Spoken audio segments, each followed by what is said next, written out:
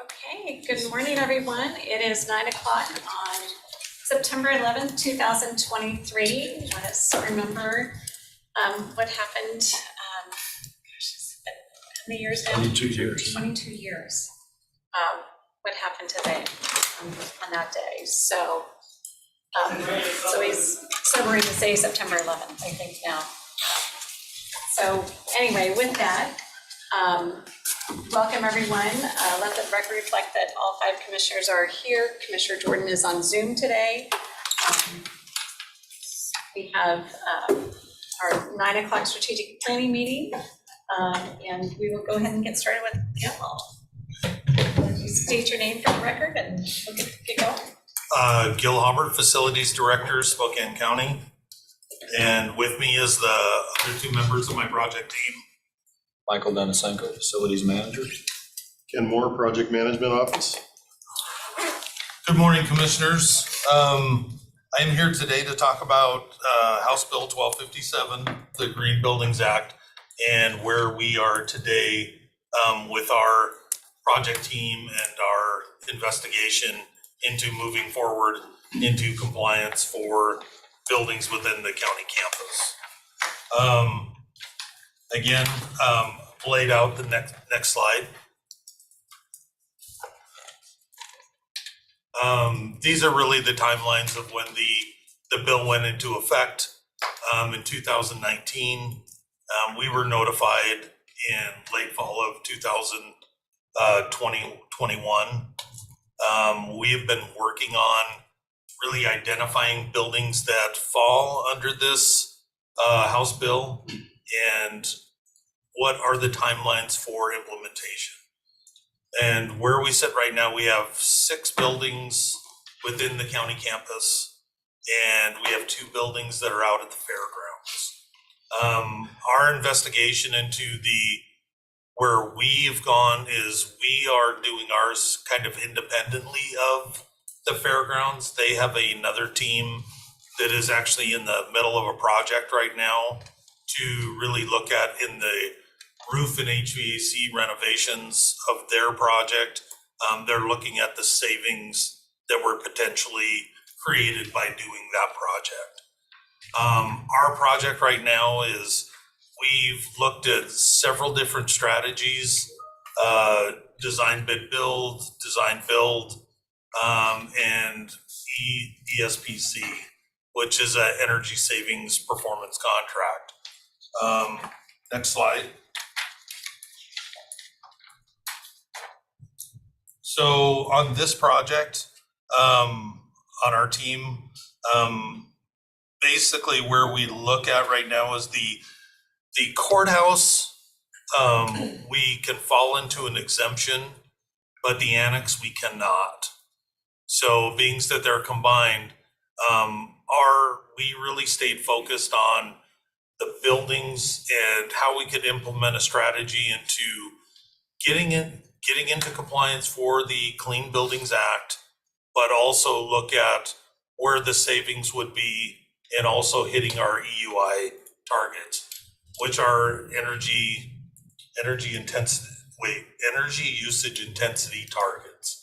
So basically for the type of building, type of business, the zone that we're in, the square footage, there is a recommended energy target that we need to comply with.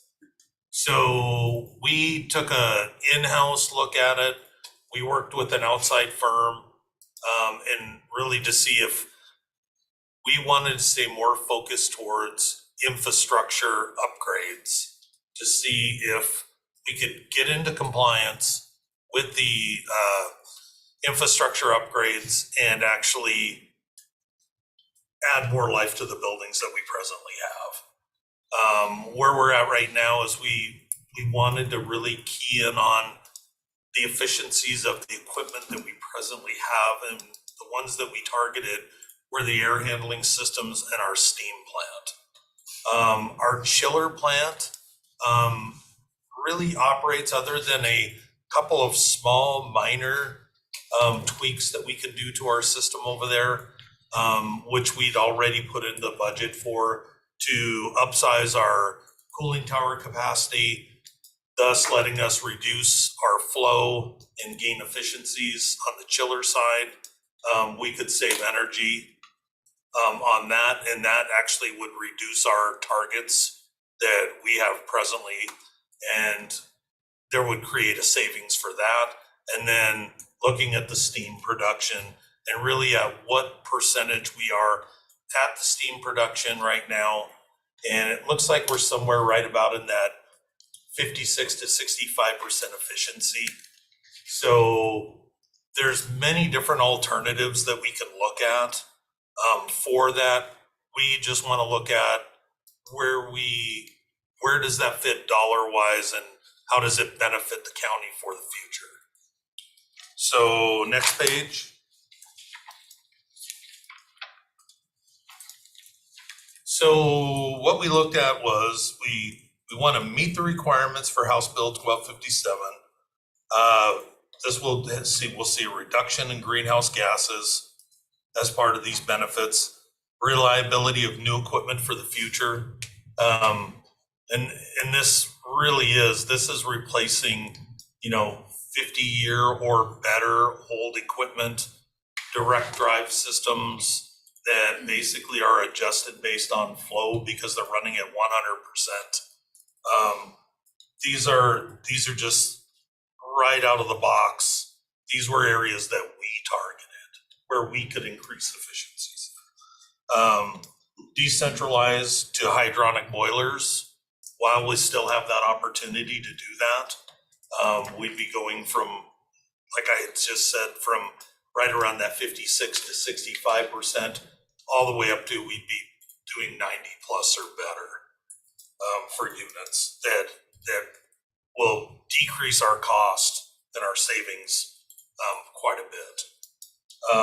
Upgrade electrical infrastructure. This is something that's been a target of the facilities group for some time. We have some really outdated equipment that we believe that we are actually losing power from. The amount of heat that they're generating, they don't have that capability to monitor themselves. So that's something we would like to take a look at on top of this.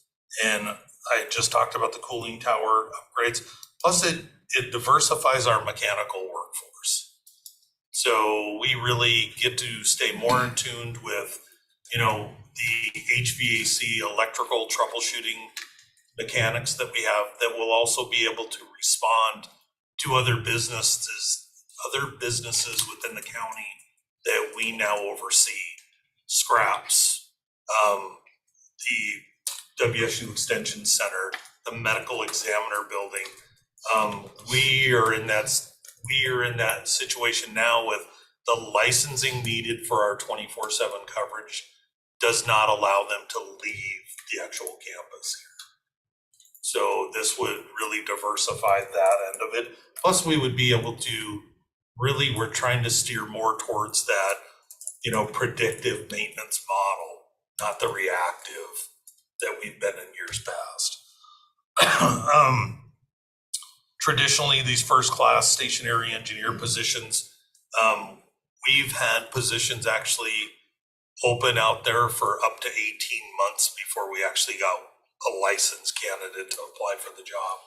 We hired him and he's 63 years old.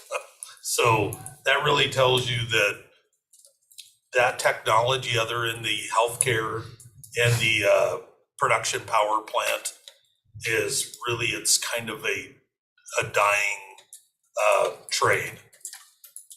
So next slide. So one of the measures that we looked at is kind of, as I explained, is decentralizing our boilers. So this would be basically over time, we would retrofit each of the buildings with our model that we used was with the 90 plus natural gas replacements. These are the same type of units that we've been putting in a lot of the newer facilities that we've been building for the county. and really in decentralizing it and bringing them back to these buildings, we would eventually be able to decommission the steam portion of the steam plant. The chiller plant is still a viable option.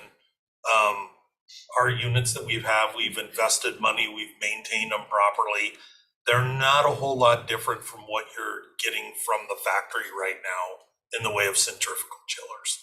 There's a few upgrades here and there, but for the most part, they are the same units. So the chiller plant we would be able to maintain, but it doesn't require 24/7 watch. So it can actually, we've added portions of it to our building automation. And that's really the general idea for this is the upgrades that we targeted for these hydronic systems, the upgrades to the VAV systems, which is the individual control boxes, and going to the newer air handler systems. We had actually looked at 22 different air handlers that we would be replacing. They'd be being replaced with the fan wall systems. That means the reliability factor for them, they never go out. They actually compensate for if one unit goes down, they have the multiple units inside the air handling system. A lot similar to all the ones that we put in the medical examiner, the crisis stabilization, and now the shooting range. So if you look at the numbers, you can see on our baseline intensities, you can see where we sit right now for the baseline. Well, you can see first what the intensity target is.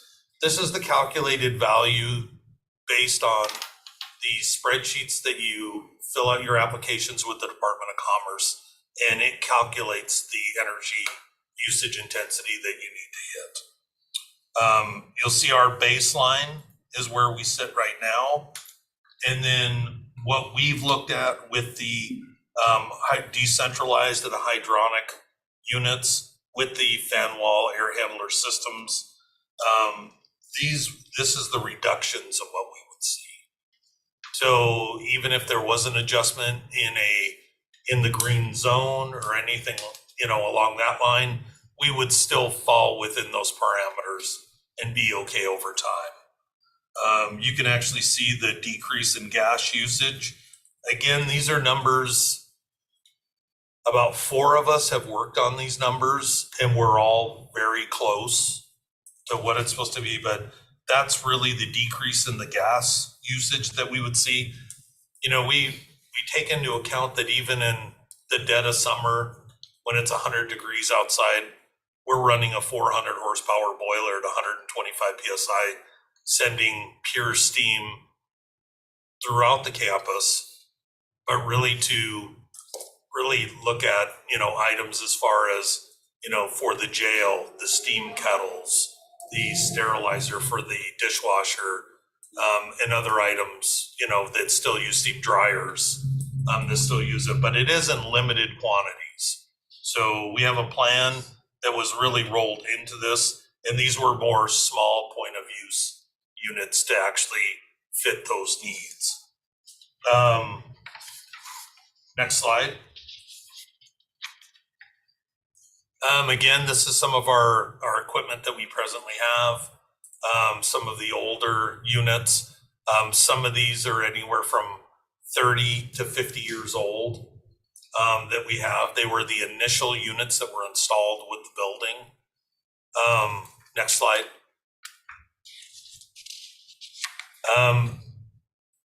Even with the plan to move forward, and ours is just one, if we don't, we are looking at still major reworks of our boiler steam systems. These are the original refractories. Refractory is the insulated coating that's on the inside of the boiler. These units would probably have to be disassembled in place because of the size, and then they would have to bring in reps to factory repour them here on site and rebuild them.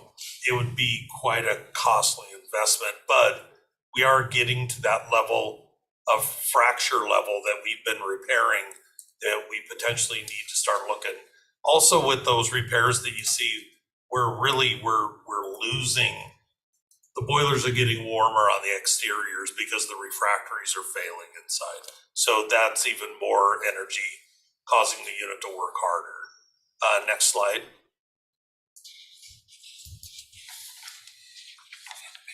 These are more of the type of units that we're looking at. And this is just one of the options that we are looking at. These are the hydronic systems, much smaller footprint. We're able to find spaces that we existingly have. All these buildings at one time all had their individual plants in them to begin with. They had come up with a solution to bring it to one central plant. And I believe that was based solely on some of the remodels that they did, that it was just easier to put it all on one system. And at the time, I think the cost of natural gas the savings were there. It really outweighed the cost of electricity at the time. So these are the similar type of units that we're looking at. Next slide. So aren't these units natural gas too? They are. Yeah. Yep. So are you gonna be able to use these with the new building code? So we reached out to the city in the new building code, and even with the new energy codes that are moving forward, as long as we increase the efficiency by greater than 10%, we're still able to use natural gas if that infrastructure was already there. Okay. So, and again, here's just a picture. I kind of carry this one around. This is our main switchgear here for the courthouse. This is the one that if we move forward with air handling systems, natural gas systems, even if we go a different route, even the air handling systems themselves, we really need to look at bringing in a newer, updated electrical infrastructure for the campus to start shedding off the old system. So our idea would be is that as we bring in new switchgear, the new system would go on the new switchgear, and then we would slowly migrate over to the new switchgear. So next slide. So you're projecting the total electrical demand for the complex is going to drop. Yes. Yep. So what we're looking at right now, we're looking at doing an ESPC project. So ESPC project it's a lot similar to just a design build. It allows us to use another firm's RFQ process and move forward with an ESPC, which really is to the county's benefit, because they will need to monitor this per the RFQ over time to where it actually meets those energy levels. And if it doesn't, they're financially responsible to correct that. So they set a certain energy value that we need to hit.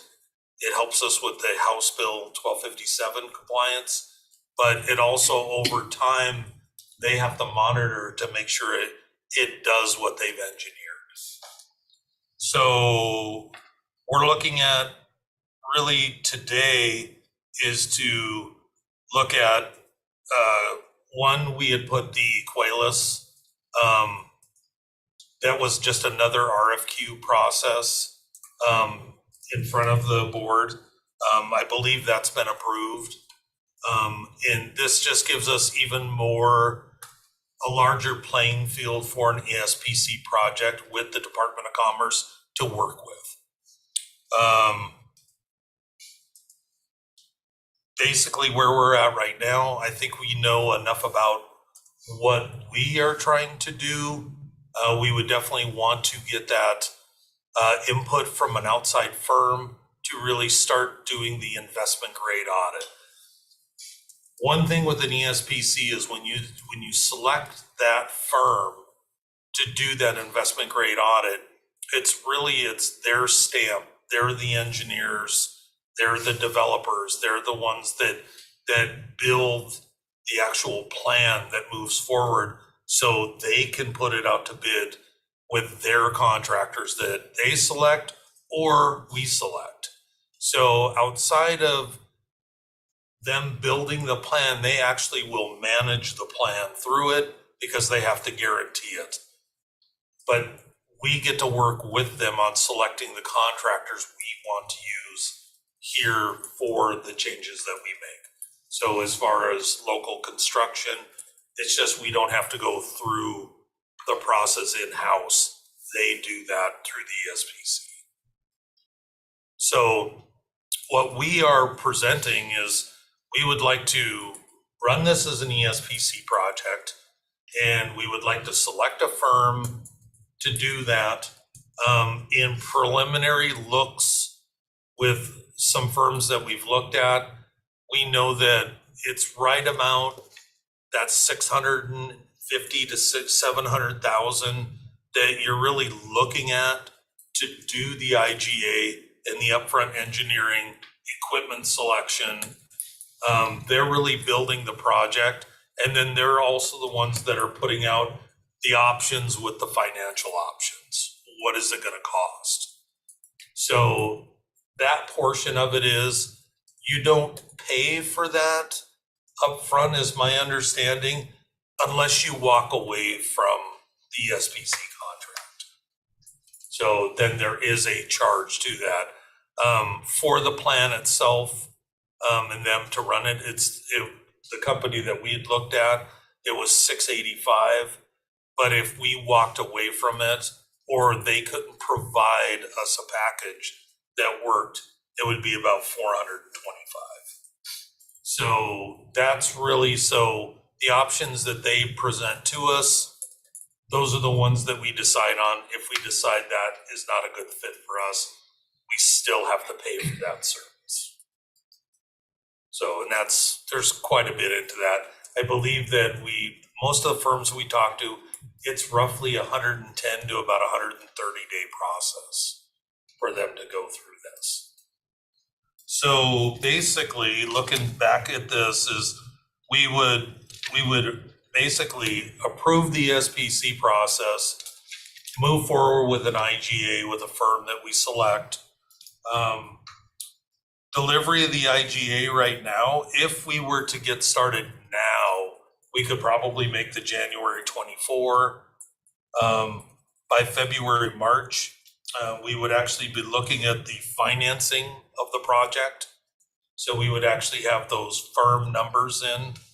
And then in April of 24, final project approval to proceed on which level of, because we have to remember that the way that we're presenting this to firms, we're presenting it not only to actually fit the House Bill 1257, the infrastructure upgrades that we're looking at, but we also want to make sure that, I'm sure there's going to be options that are probably going to be really, really on the heavy side. So we want to just make sure that as we look at all of our options, we want to look at what fits best for the county and our buildings. House Bill 1257, the Greenhouse Bill is a must, but infrastructure-wise, our buildings is definitely a must we need to start looking at. And then the other side of it is really for us, it's really diversifying our workforce and really getting, the newer technicians that we have, they have smartphones. They really accept that technology. Our older technicians, we've found that it's a little bit more difficult. So we do gain a lot of other efficiencies by looking at a project like this. So mid 24, we would do the construction start, and by fall of 26, construction would end, because we have to do one full year of the monitoring process. Now, Ken and I and Michael have met with the Department of Commerce. We've had discussions with them. They're not going to be standing out in front of, here with a ticket book, getting ready to fine us if we don't make that specific date.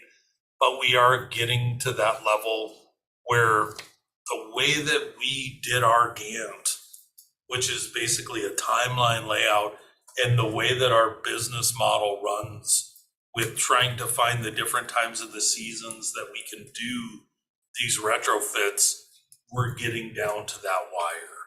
So that's where we're at. And we basically looked at the total projected cost of this IGA would be about $685,000.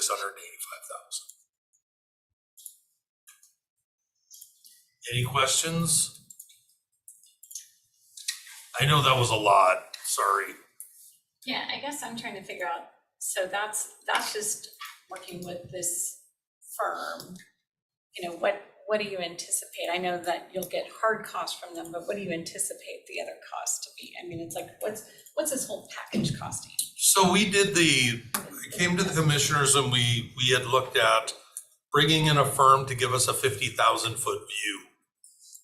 Their projections came in somewhere just over the 12 billion. And that was over that 3-year period, but we had also looked at those infrastructure upgrades along with that were not in that. So I had put into the 6-year budget the 15.5 million because we were looking at that level. One of the firms that we've brought in to discuss this with, they came in with a different strategy that really wasn't infrastructure centered, and they came in at about 9 million. And then we looked at another group that came in right about at that 16 to 18 million. But it potentially, depending on the cost of materials, we still have a couple years of development. It's really looking at moving into what can we bite off in this amount of time that can get us into compliance and also give us these infrastructure upgrades. So that's about the number that we've been contemplating. Is the top end for us would be about that 16 to 18 million. And that doesn't include this, Then now, if we stay with the firm that we do that with, it rolls into the overall cost of the project.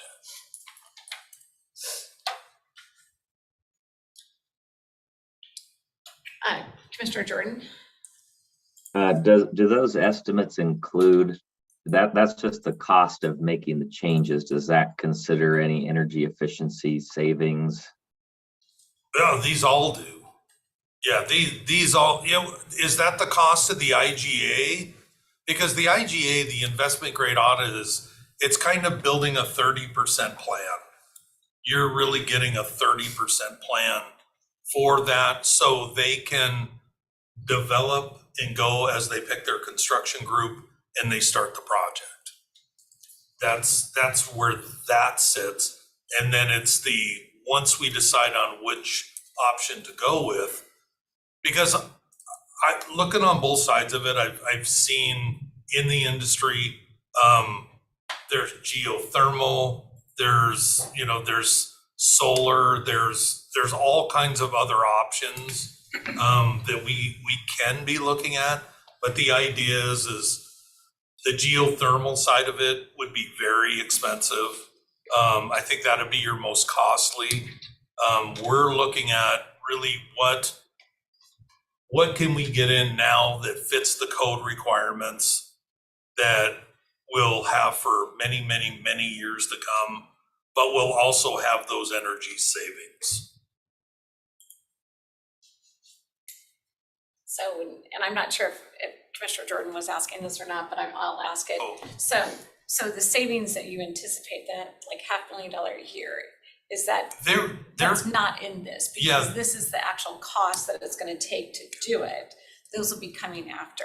Yes, as a reduction. because there may be Thank you. things, the calculations for the VAVs, once we get a look at them, find out what they're running at, the cooling tower addition, the windows for the public works building, all those will be added together to give us a more, once we finish that IGA, it'll give us a more firmer number of what those savings will look like.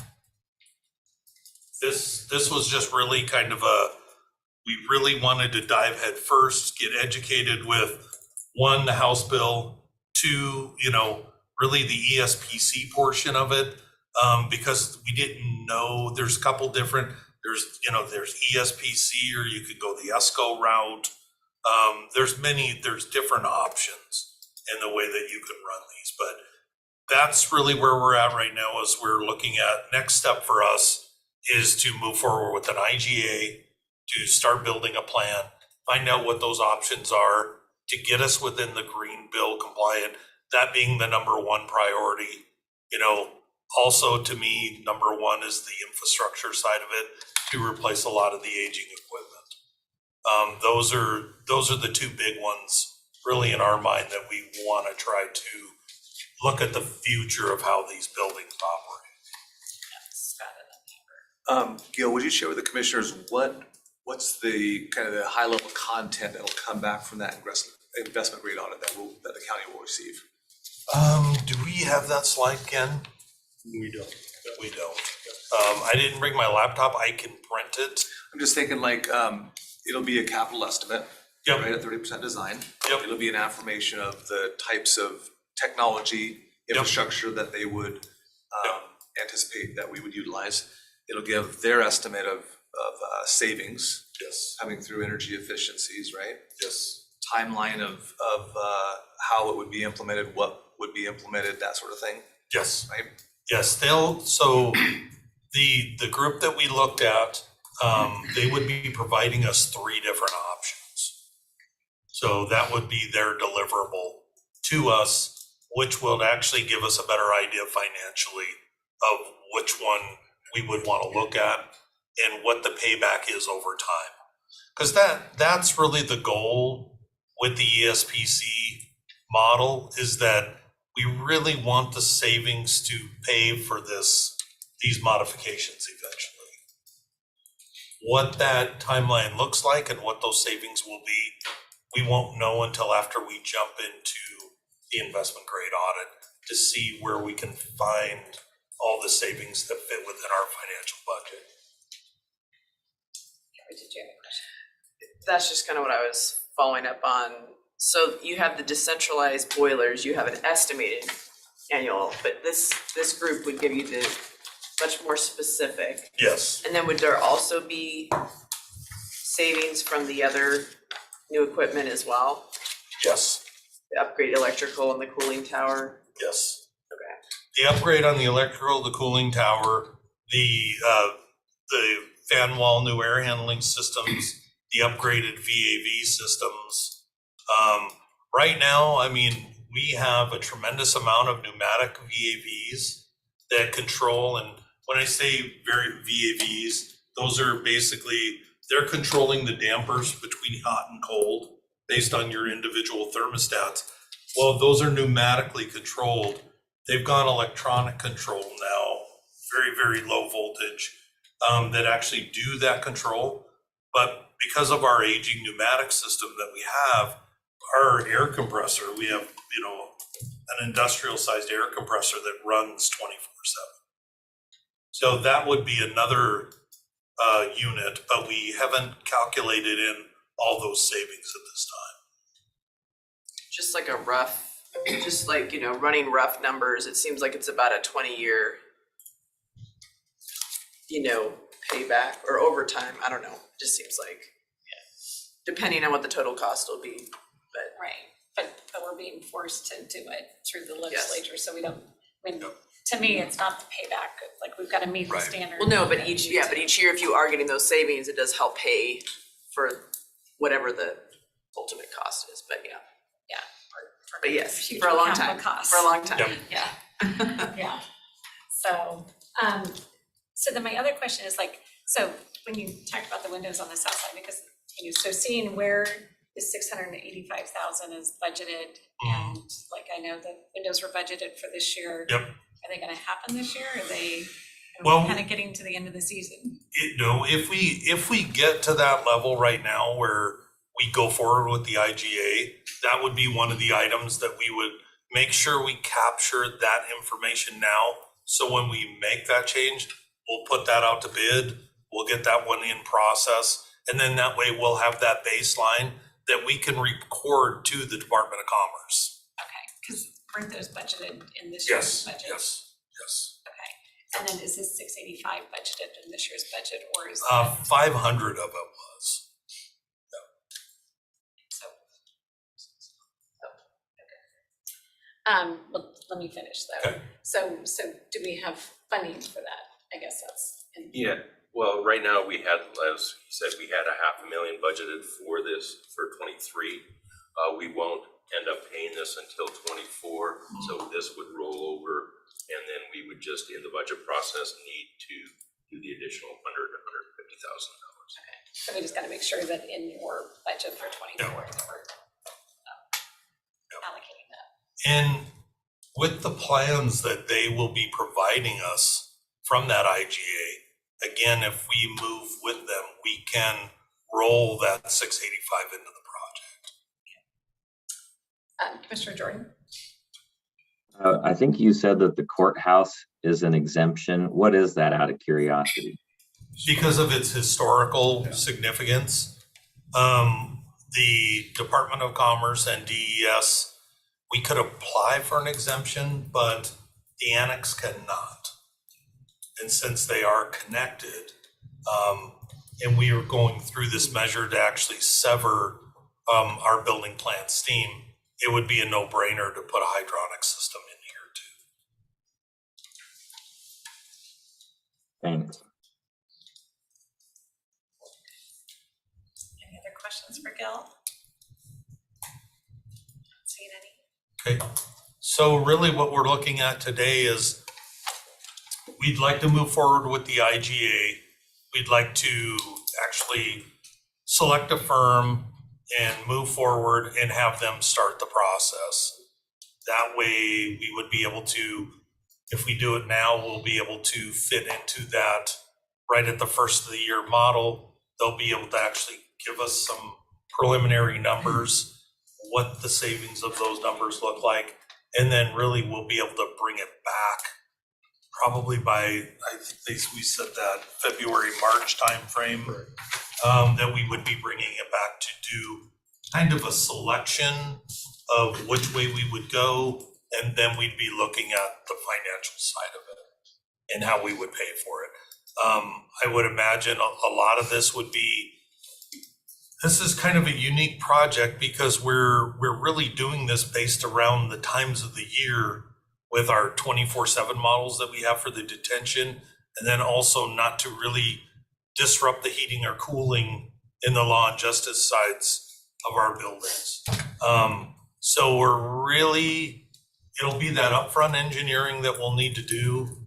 We'll need to actually purchase spec and purchase this equipment, have it here on site, have it ready and plan it in for installation.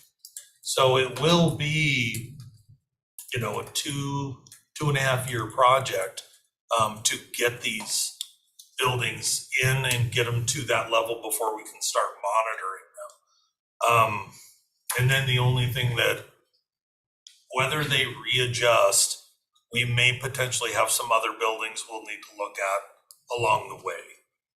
Hopefully the 50 and under buildings that we have, hopefully they'll do a 50 to 20 and then a 20 and under, so we can get a better idea of what those numbers will look like.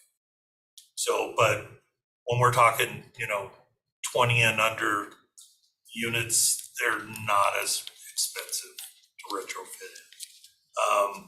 But we have the other side of it. We have done a lot of really, really good modifications to the campus that really highly support this type of transition. We've replaced almost every membrane roofing system. Our last ones are really the courthouse and the jail. We've done the public safety building, juvenile detention, a lot of the exterior roads buildings, and then of course the new buildings that we've put together. But we're getting there. I mean, our response call for leaks in buildings is at an all-time low. So we are very, very happy with that. But this is just another one of those phases to move forward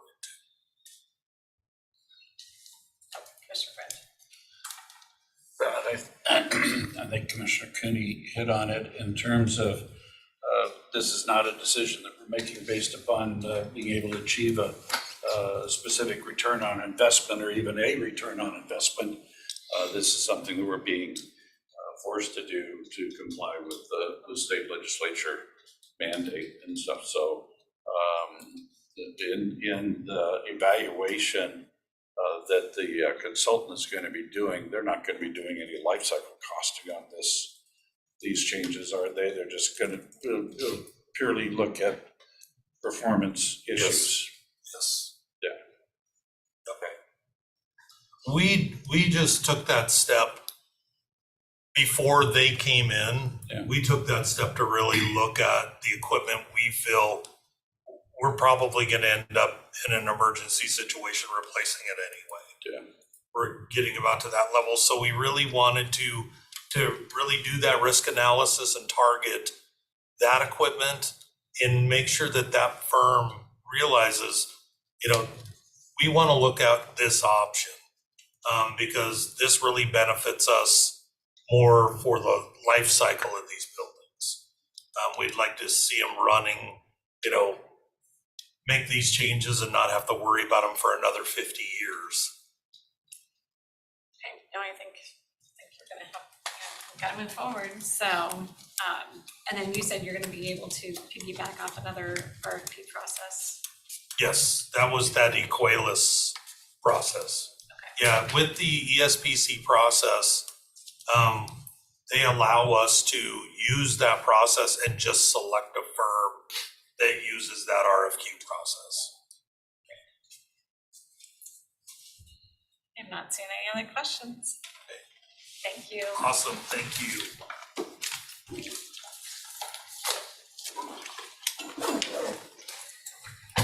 Thanks, guys.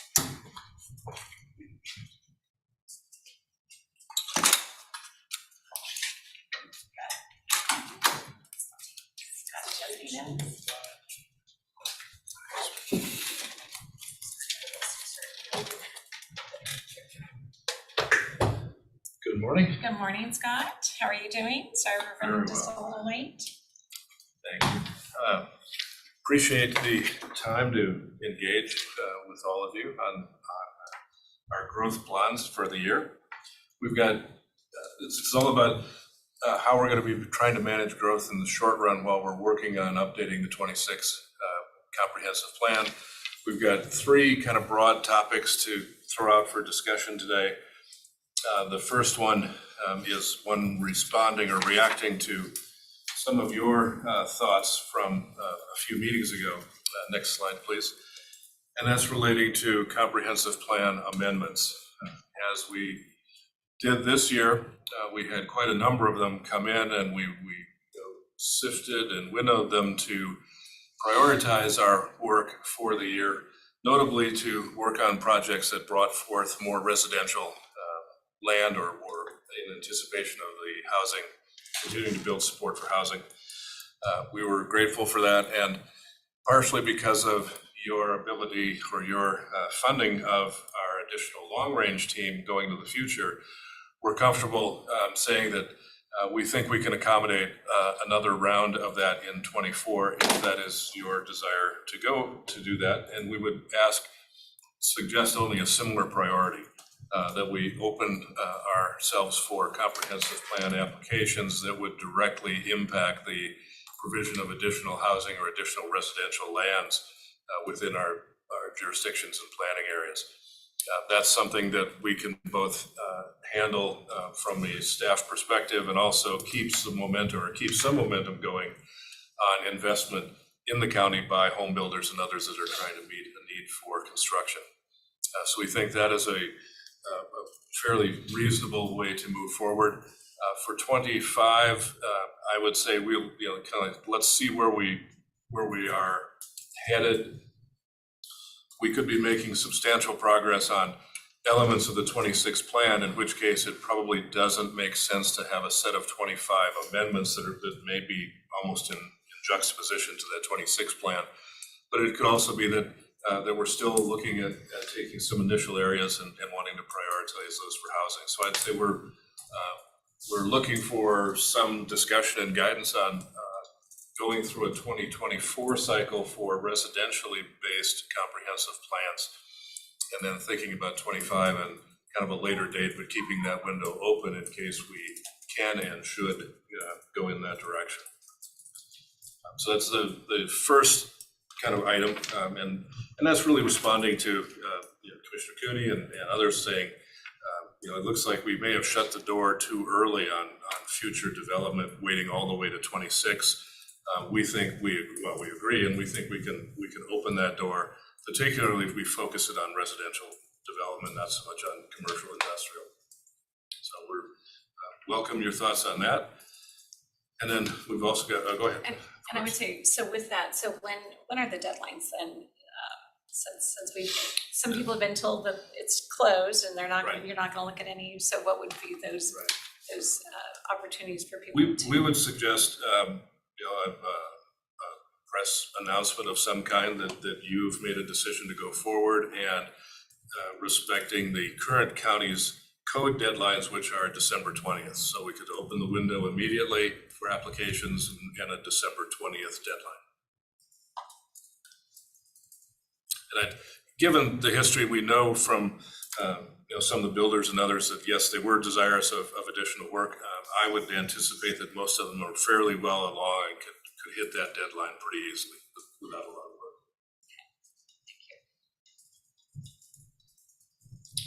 Thank you. Next slide. Commissioner Waldron. And here we Just a second. oh, I'm sorry. So your proposal is to just take residential applications? Is that what you're saying? Yes. Okay. And so we can make that decision as a board to just limit Yes. to that? Okay.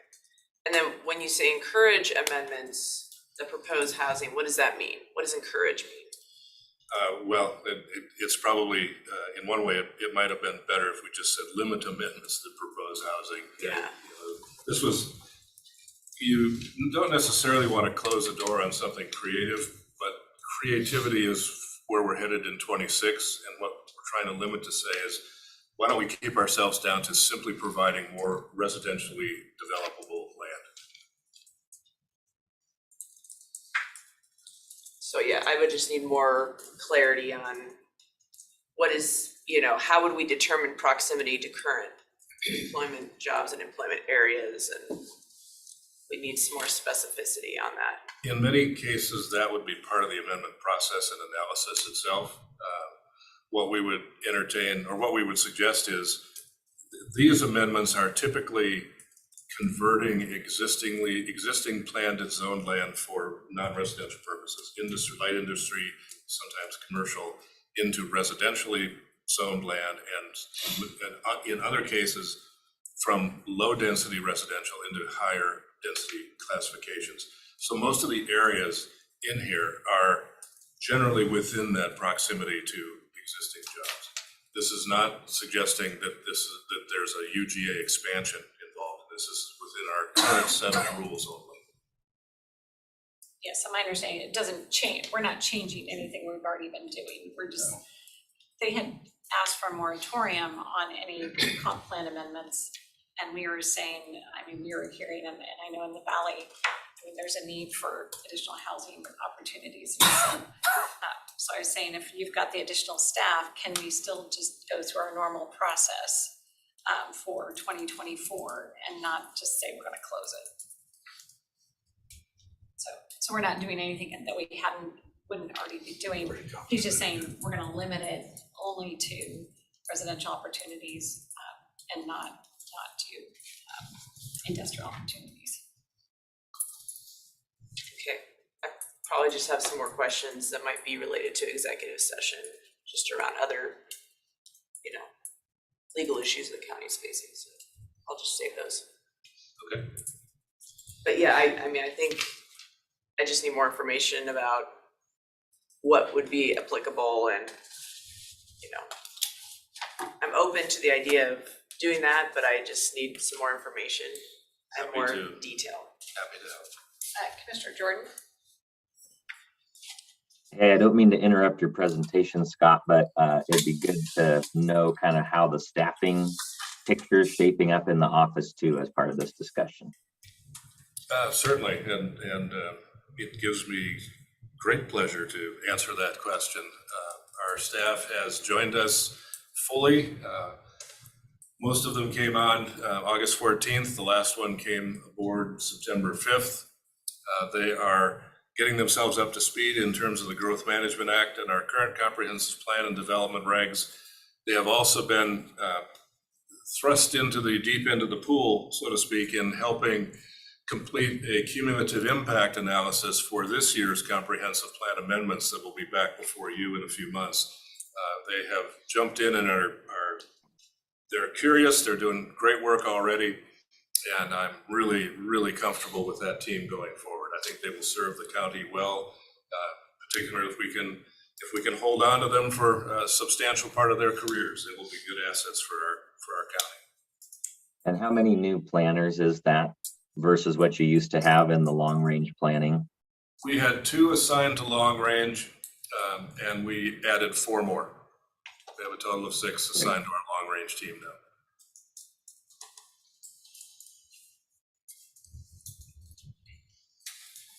Oh, Ashley. I just wanted to give a quick shout out to Scott and just identify from a recruiting perspective, he took a very different angle than what we've traditionally seen. And Scott was one of, I would say, kind of our pioneers that directly worked with one of our local universities that has a great program and essentially targeted cream of the crop employees. And so it's a shift in recruiting, it's a shift in the model, but I just wanted to give a shout out to Scott. The people that have come in are phenomenal, they're engaged, they were very excited even to be at new hire orientation. So as we look at ways to solve some of these recruiting gaps, just huge shout out to Scott for being creative and being open to a new idea. It worked out really well. Thank you. We're very excited. We've got the next slide up already, and this is a slight shift, but it's an augmentation.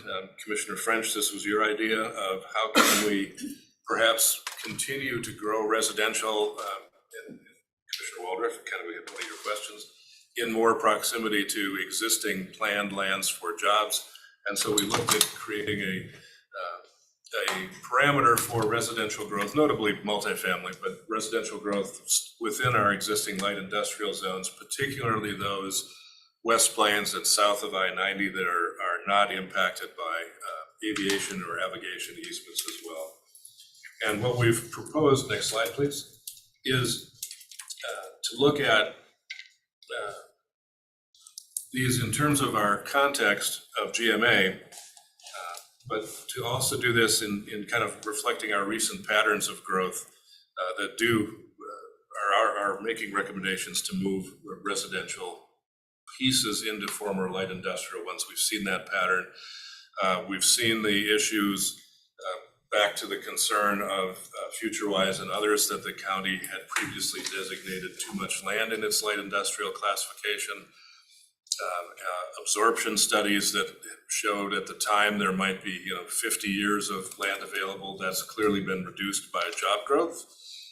And so we're comfortable, we're sort of kind of right sizing this, and this is a tool that can help make that happen in the interim. It's also one that's very much in concert with our philosophy that we'll be bringing back to the Planning Commission and to you and to our public of mixing our uses and trying to get away from what's called the Euclidean zoning or the traditional 1916 New York zoning.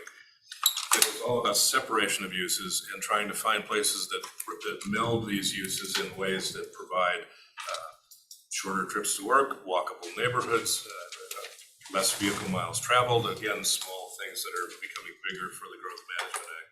So this is a tool that's really consistent with what we're thinking about in 26 anyway. Next slide, please. And what it is, I mean, we're calling it, I guess one thing, it really is looking at dynamic buffering. And that's the biggest issue of how you balance residential growth with industrial growth. There are more complicated ways to do this, form-based coding, performance zoning, some other things like that. But those take going through a more elaborate public process and evaluating with our public, both our development public and our existing residents and businesses. Here's a way of using the county's current planned development zoning as an overlay for a light industrial area. And what you can see on the screen is, and the lilac hatched area would be representative of the light industrial zone. You can see a subdivision being plopped there on the arterial with an entrance, and what looks to be a very wide green boundary around the outside of that.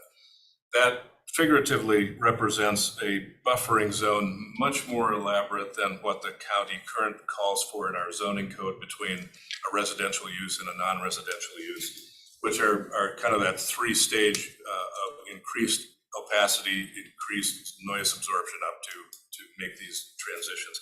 This would, if you think of that, this is kind of like the buffer on steroids. It would be something that could be landscape materials, it could be hard surface materials that are ultimately portable and movable, but it would be something that would really eliminate a lot of the historic conflicts from the industrial side of simply not wanting to encourage noise complaints by nearby residents when the business was there first. Next slide, please. And the dynamic part is this can grow. If the residential pressure continues to increase, you can simply move, you can add and you can move the buffer and keep the light industrial intact. It's somewhat dependent on clever or superior urban design, site design, so that you maintain access points for both industrial and residential uses. But it gives you the opportunity to really be flexible with a piece of land and let the market continue to push. Are we pushing for light industrial uses or commercial uses, or are we still continuing to disproportionately push for residential? And the next slide, please. And if it continues to grow, you ultimately have a residential project that was formerly industrial that grew over, and this diagram would suggest, probably a 10-year transition. That's quite a pretty big subdivision, or it could be a 5-year, 6-year subdivision. But that's time for the market to decide if, what's going to be the highest and best use on these lands without having to go through a traditional comprehensive plan amendment that you would have to do now for each one of those phases. And so we think that's a way of moving that forward. Next slide, please. And here's kind of the, what we'd want to be able to do for that is we would look at the inventory, we'd see what's there, we would look at absorption patterns of what's been going on.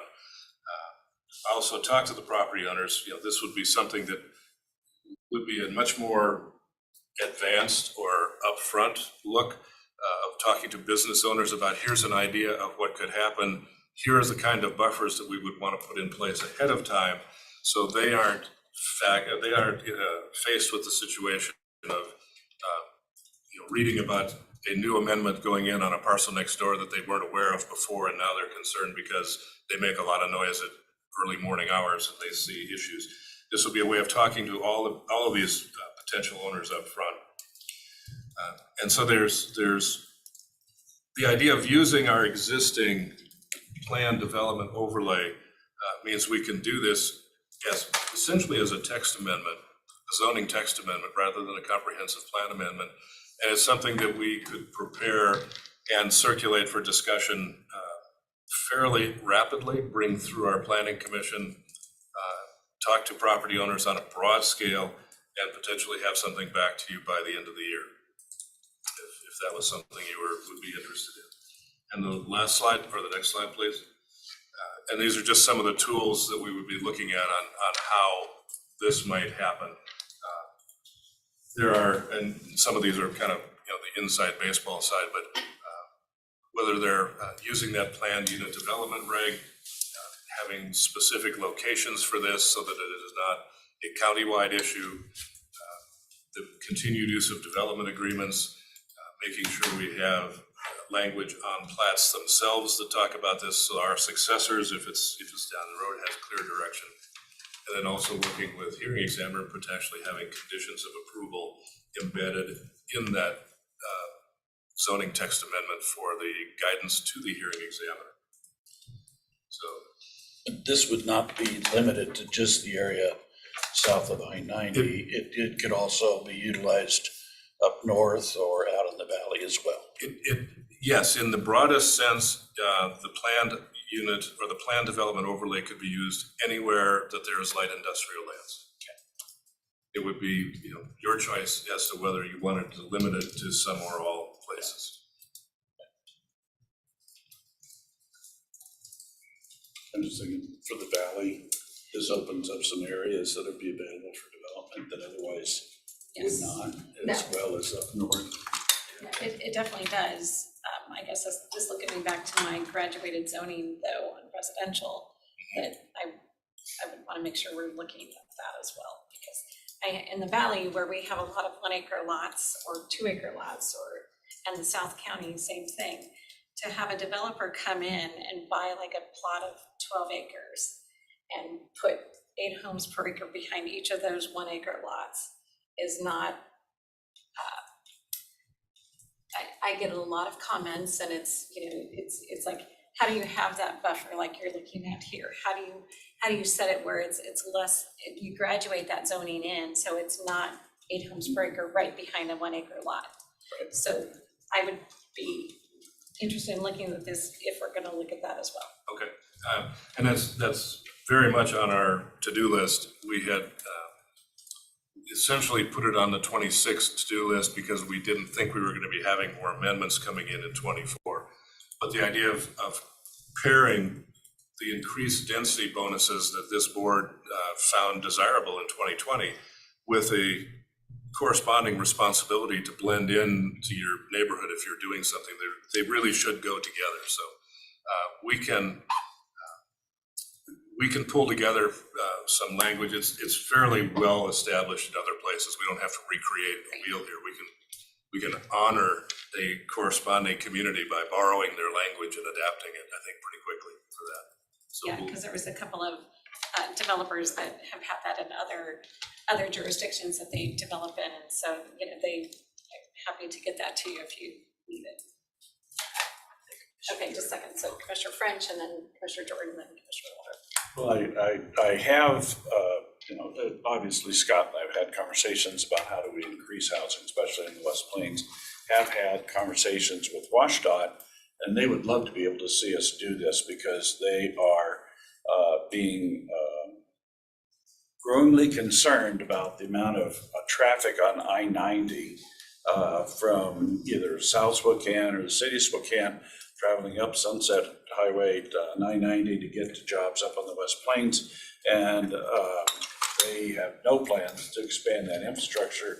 But the other thing is this will relieve a lot of pressure off of the viaduct going through Spokane, because having housing adjacent to the jobs obviously will relieve traffic on I-90, improve the quality of our air, affordability for housing, and housing next to jobs. I mean, this has a win on it for so many different reasons that, I'm very anxious to move forward with it.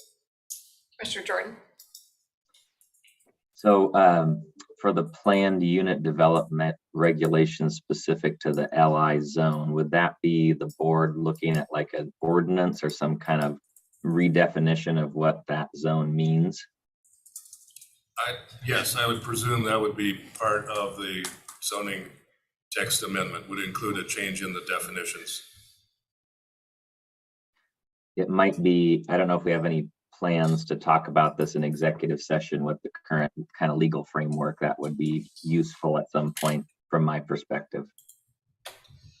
If the guidance from the board is to pursue this, we would start putting some things together in draft form, and then I believe a session would be useful to come back quickly.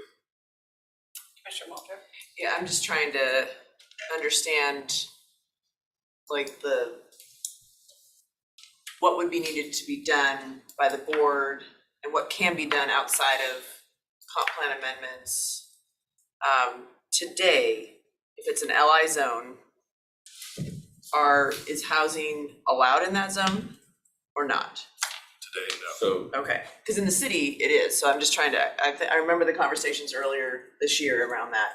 So you'd have to change that in the county code to allow residential, right, at first, and then develop a process by which you would allow different developments within that LI zone. Can I give a little historical perspective on this? Residential development was allowed in the light industrial zone, and it was done by the Board of County Commissioners prior to when I got here.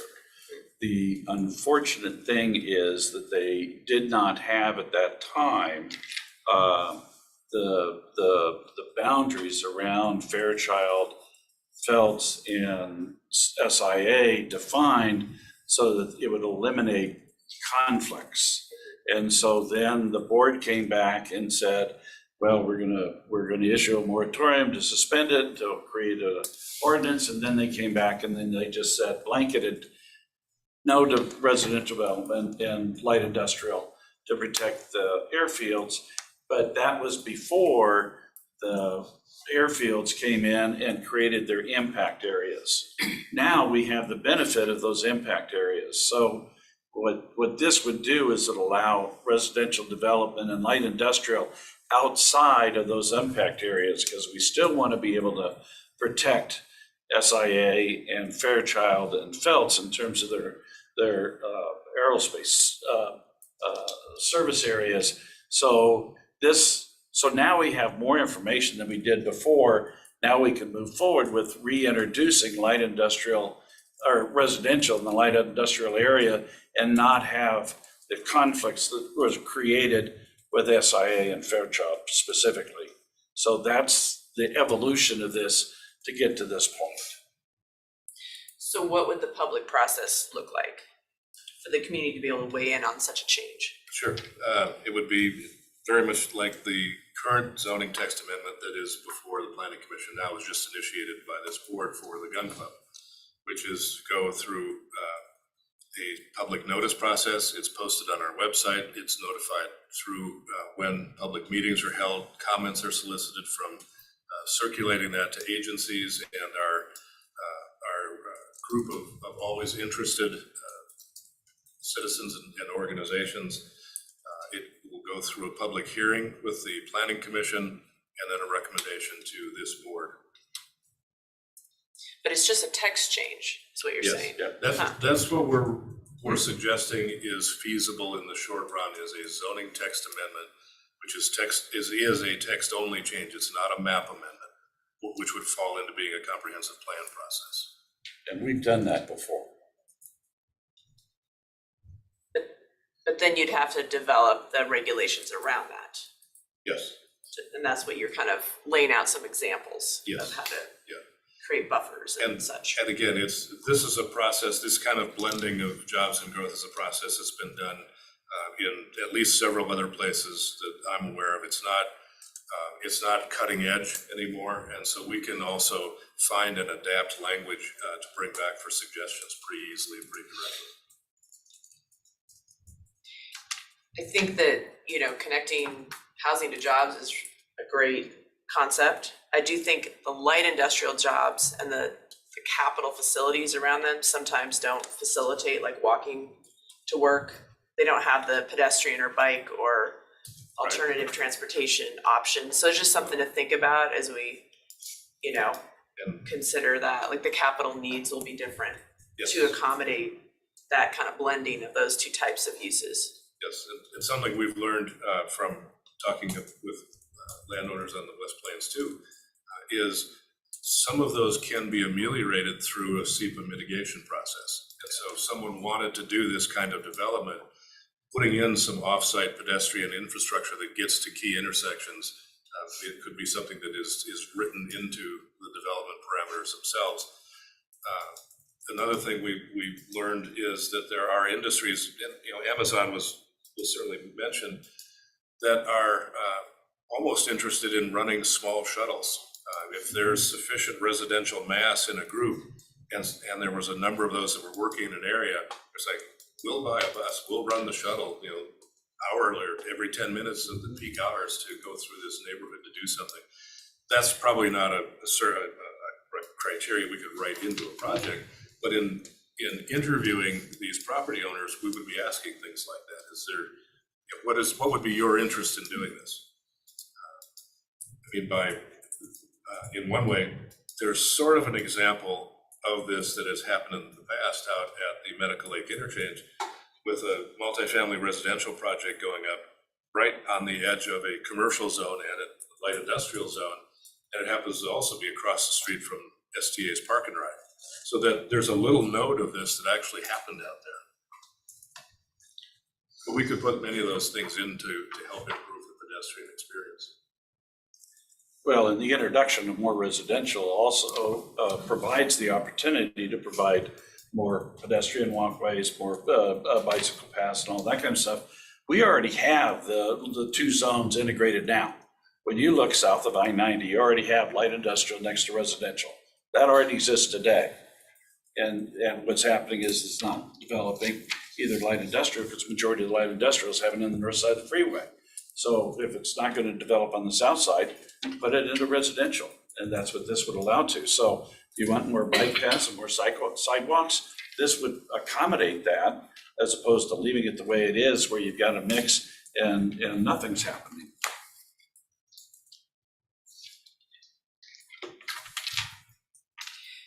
So would this be out of order to do a text change? Sorry, just last question.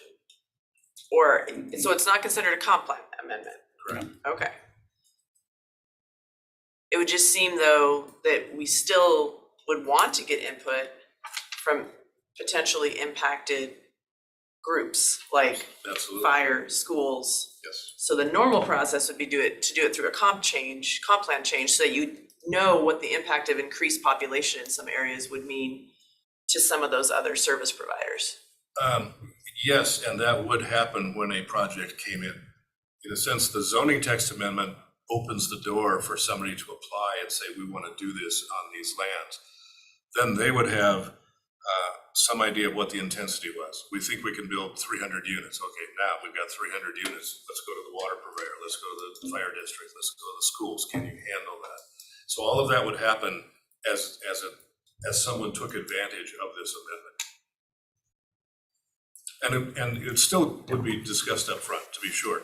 What we're suggesting is only that the comprehensive plan amendment process is very clearly prescribed by the Growth Management Act. It can only be done once a year. It has to be done in this cycle. And it's because you're affecting the map and the growth areas. A zoning text amendment, which would be universal unless it is limited by text in some or by narrative in some cases, is simply saying we're changing the set of rules for projects that could be applied in this area.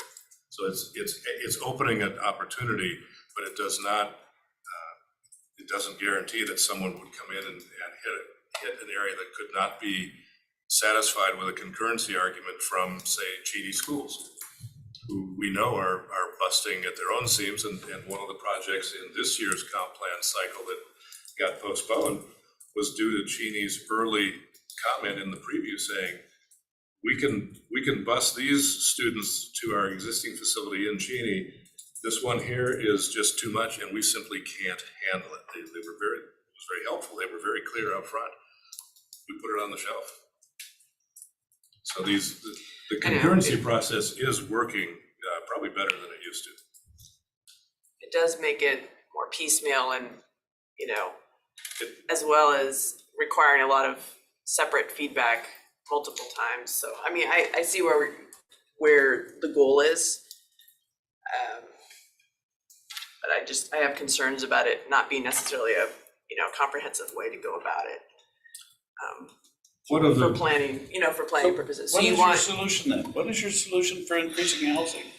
I mean, I keep Well, I on think if hearing I about, was we on the want to see Cheney more schools- housing, but every time we bring forward a tool to be able to do that, you object. What is Well, if I your was on the solution? Cheney School Board and I'm looking at future bonds, I would want to know what total number are we expecting in this area so we can plan for the appropriate infrastructure to serve that area rather than, this development, this development, this development. So that's the ideal, but I know that we're 2 years away from the 2026 and so, or 3.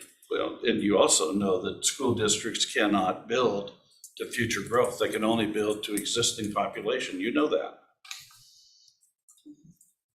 Well, Well, I mean, that's the law. they're, yeah, That's the well, law. they're already overcrowded, so. Well, and stuff. So bringing, I'm just bringing more expressing my students concerns from, around. an infrastructure perspective. So, we're either gonna grow, we're gonna accommodate and be able to build more housing. And if not here, where? I mean, here's where the jobs are at. This helps our transportation network. This reduces the demand on I-90. So why not? I mean, I'm really challenged. You keep on saying, I want more housing, but you don't say where, how, Well, I'm what? open to looking at this area. I don't know what the capital needs are. I don't know how much infrastructure we're gonna have to put in, or, those are things that we should ask up front. I think those are important questions. So, we can look into it, but those are the questions that I have.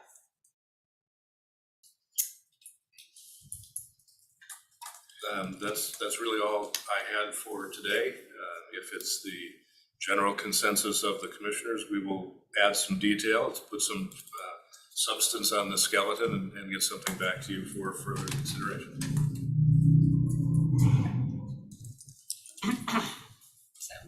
And you'll also look into the graduated zoning. Yes, I have it embedded.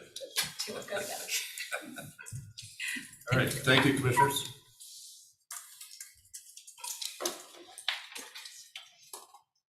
Okay, Scott, you're up next. I asked Justin to join in this conversation. So, the latest I have on the OAC participating jurisdictions who have signed, I believe we have at least one outstanding, Stevens County, that hasn't signed yet. And I don't know where the city of the Valley did. They may have it, just haven't gotten confirmation yet. So we've got 8 of the jurisdictions who have signed the MOU, and we wanted to kind of talk next steps on the OAC. What does that establishment process look like? What's the county's, Spokane County's role in getting the member selected and assigned to it? And then we've got some other things to discuss as far as prioritizing the actual dollars. So I'd ask Justin to join us. As a reminder, the MOU contemplates our BHASO to kind of oversee, have the committee of the OAC within the BHASO. So Justin's done a lot of work and review and identification of some next steps and some things for the commissioners to consider. So I'll let you jump in. Thanks, Scott. So really looking at this from 2 key areas. The OAC will be, the board approves, administered and provided by the BHASO, which has the administrative functions specifically tied to ensuring reporting requirements and processing the requests or the proposals that are coming through. And of course, the board has direct oversight over the funds that the county receives and can either follow those priorities set forward by the OAC and or assign as they see with the funds that are designated to the county. From our perspective, the ASO would provide that administrative function, provide the priorities set forward that we've identified as part of the group that's convened, and then present those both to the board and to the members that are presented. It's up to those jurisdictions then to take on those priorities or set their own, depending on where their priorities lie. And of course, we would then present to the board any of the priorities specific to that or identified by the county to be a necessary need here. So those are the 2 key areas.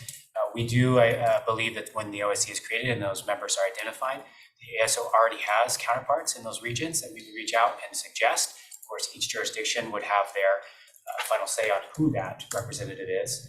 Key components of the 1 MOU identify that those individuals have to be individuals with experience and their background and or some knowledge of the behavioral health system.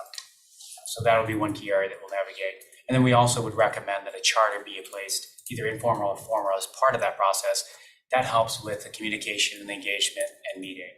That's forthcoming as part of the meeting the OAC would have. We have, as part of the board's direction on this, already drafted a bunch of different priorities and recommendations as to what that would look like. And then once the board gives approval, we can hit the ground running on those. So really at this key point is direction on identifying those key individuals with the municipalities that have decided to join, and then also providing to the board next steps as to how you would like to proceed priorities. Seems to me like one of our next steps could be for Justin's team to send out to the jurisdictions who have signed the MOU requesting their appointment, whoever they're going to select, their individual person they're going to select for the OAC, as well as Spokane County, to actually get them up and going, because we can't actually distribute any funds until the OAC is established. That's a really key next steps. And each jurisdiction has one person. Yes. And it can be a community member, elected, any, I don't remember if there was a restriction. They have to have experience specifically in this. If I'm remembering correctly, it's research, prevention, education, training, treatment, support, recovery.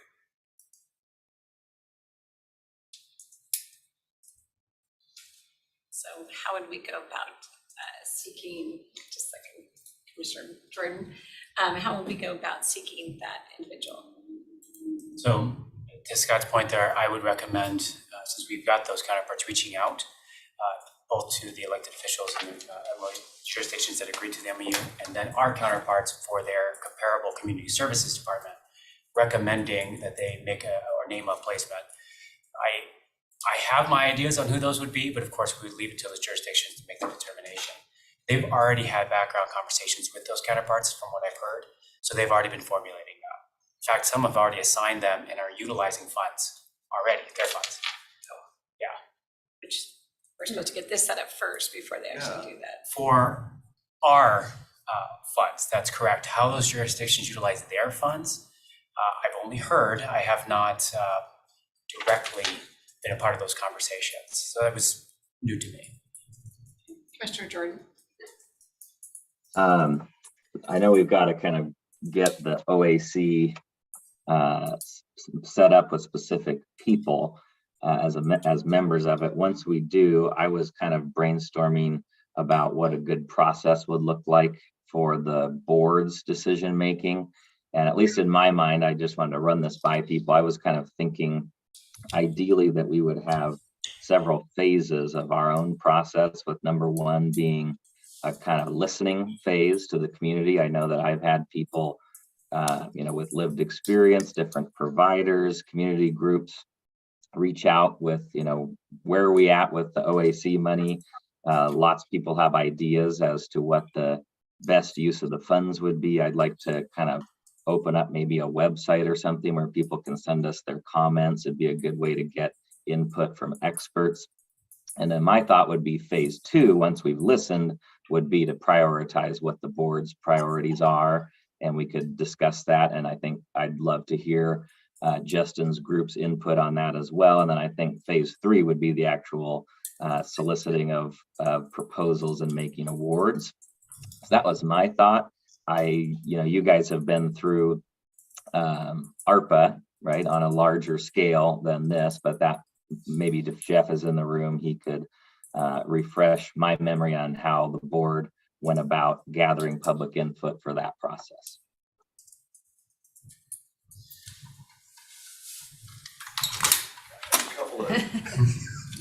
A couple of just, I could be in the Put you on the spot, Jeff. You can continue.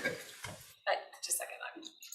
just a couple quick, so for the board, their selection of a member, Justin, do you have some recommendations for them or a process that you would suggest to them to select one person from, just for the Spokane County's representative? Yes, so we could go through I think there's really two processes here that the board could consider that would be the easiest. They could open this up for the submittal of applications that would go through our department for initial review and then presenting to the board for selection. That would encompass anyone in the county, but then of course the Board of County Commissioners would then have to determine what is the interest. We do worry about, if we're putting out proposals, would there be conflict of interest if one of those was eventually selected? So those are one of the challenges there. Or utilizing in-house. The ASO will be overseeing it, and I would be the primary facilitator of it. But if the board then appointed one of our staff to be on that, then the facilitation would then transition to one of the existing staff. That member would be then duly appointed by the board to provide that. We have a lot of knowledge and experience already on staff for the board to be able to utilize.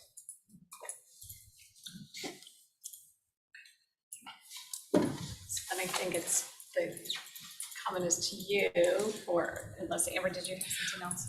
So I like those two different approaches. I do worry, we don't want to get somebody as a representative that is a provider who would potentially be conflicted out from, receiving funds. But maybe we could kind of describe that in the application process or something. But a staff person, would that cause any conflicts with them reviewing or administrating any dollars that come through if they were appointed?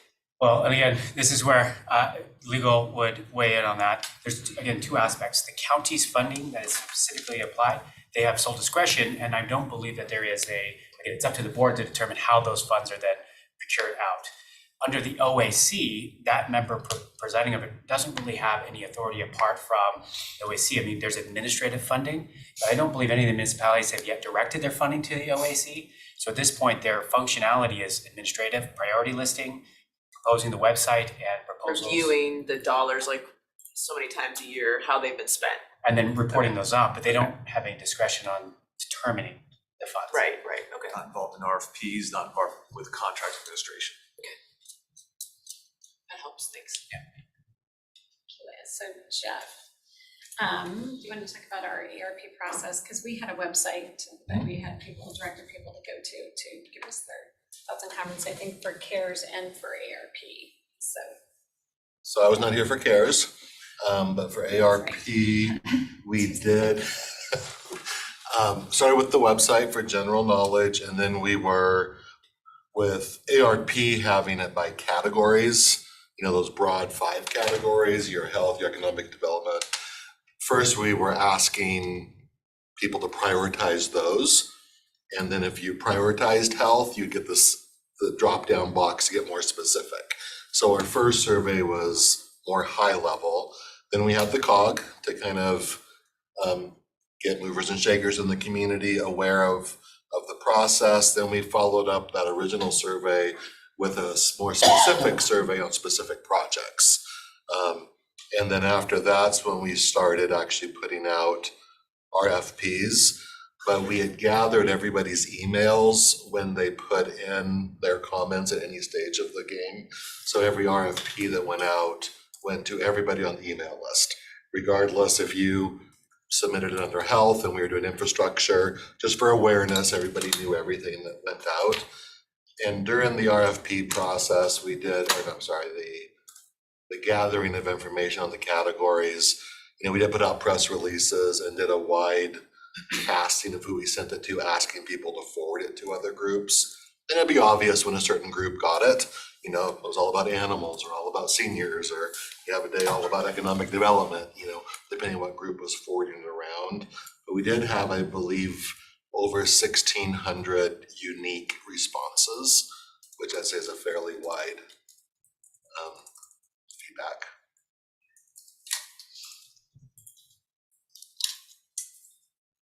Chris, does that answer your question? Yeah, no, that's helpful. It'd be interesting if we did some kind of process like that, what the scope of the number of responses would be, given that it's a narrower issue, right? Then ARPA had all sorts of different possibilities for, funding buckets. But personally, I would like to see us do something along those lines where we just open up an ability for experts in the public to weigh in, and we kind of take that information, hear from Justin's group and go, okay, here's our top 3 or 4 priorities and go from there.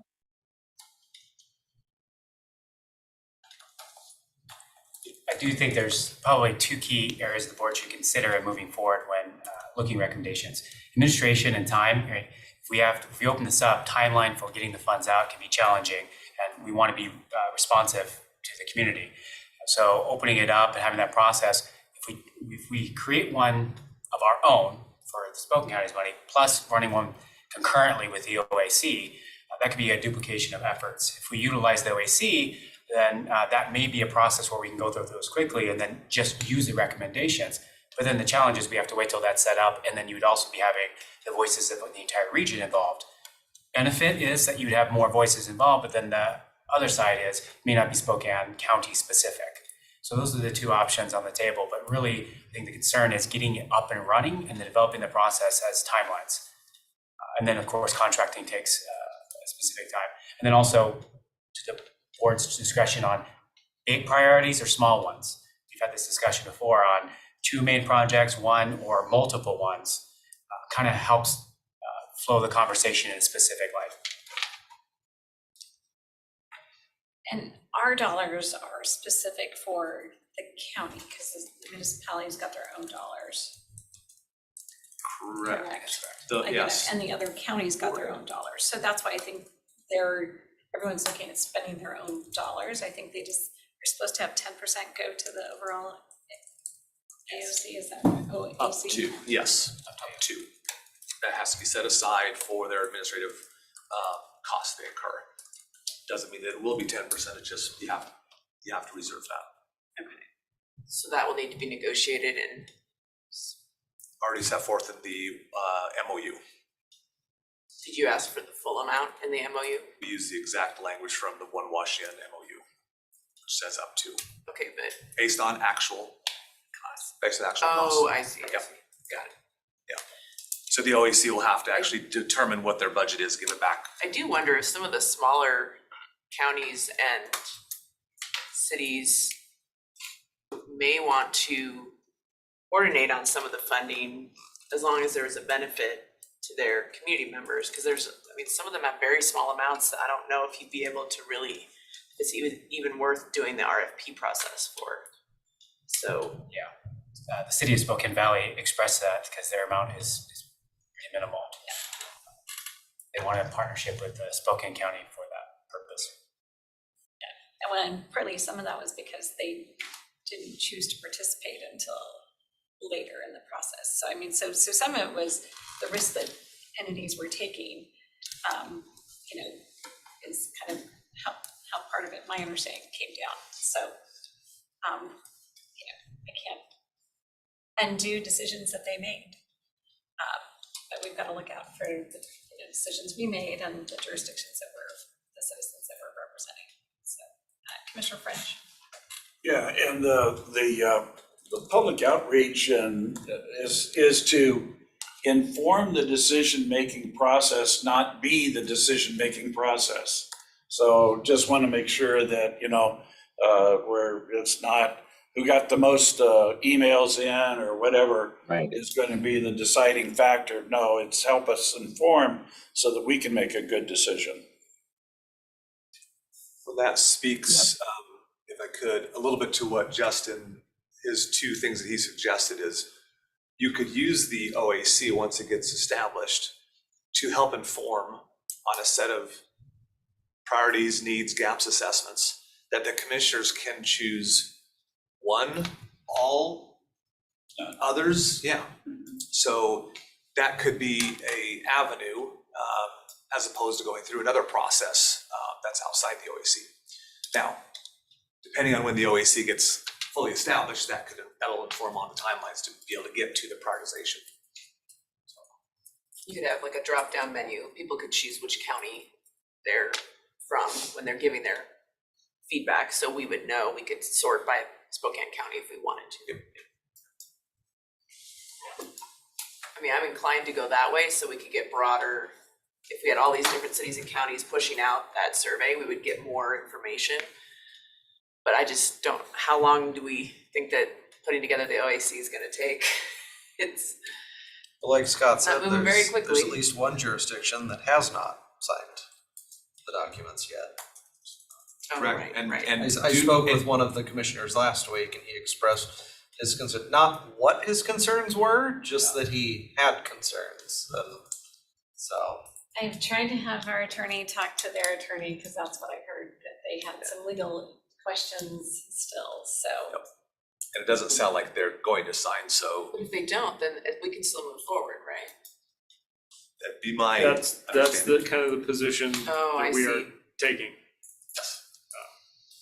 The That, county, that specific issue is not directly addressed in the Oh. One Washington MOU. no, so I think suggestion would be to interpret as, we have 9 jurisdictions who have signed. We've fulfilled our responsibility to get an MOU together. One is not, they have to deal with whatever the consequences of that are, but that one should not hold our ability to move forward. Precisely.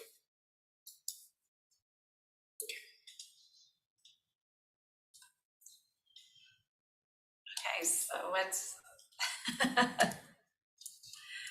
Yeah, so I guess we need 2 feedback pieces is process for appointing someone on the OAC as Spokane County's representative. Do you want to go out broadly through an application process? Do you want to have someone from Justin's team be the assigned member? And then 2, do you want to get feedback through the OAC once established for the community input for setting priorities? Or do we want to go through another process that Justin's team would manage collecting input? And keep in mind, Justin's got a lot of the ideas and stuff on how these things could be used. His team knows what the gaps and needs assessments are in our community. So I don't know that we're going to find a lot of other, big aha moments in here. And we're not talking multi-millions of dollars in every single year. We're talking $700,000 a year. Well, I know that Commissioner Jordan mentioned to me, he's been reached out to by at least several different providers or community members involved in substance prevention and recovery work. And so I know they want to give their input. So I think we should have a way to make that happen. However, if that's possible for your team, Justin. Yeah. To gather some feedback. Yeah, like I said, we presented this before, the Regional Health District already has an opiate task force that has been requesting to share information. Oh, they want to too? Oh, yeah. Okay. So they've been doing this work. They would probably be leveraging a part of that, presenting the information. How the board would like to receive, that's the question. The volume that we will receive is most likely going to be significant. I've received quite a bit. So essentially, if we open this box, right, how does the board want to receive it? Do they want to have it screened and reviewed prior to receiving it, or just a flood? I don't know if the board has the time to review hundreds of direct requests. So the OAC could do that and then prioritize a list, or we create one internally where the team does it. Again, I defer to the board's. Who made the survey, the online survey that we used for? Jessica. Did Jessica do that? It was done, we purchased a platform, which Okay. we already had it, I think we updated it. Okay. But Jessica did all that for us. So we just want to have Jessica throw up another website where people from the community can get on, share their thing, because I think at the end, it all compiled into You guys an used Excel us all the spreadsheet. graphs and Yeah, it links was and all an the. Excel spreadsheet. It was easy for us to just look at. I mean, do we just want to have Jessica throw up a website? Okay, or essentially alter the ARP one, so same format, just so folks have a place where if they want to share their thoughts, they can? No, go ahead, I'm sorry. Well, the only challenge is there were a ton of man hours put into that, receiving all the input and categorizing it and all that kind, and, do we? this isn't that much, many dollars.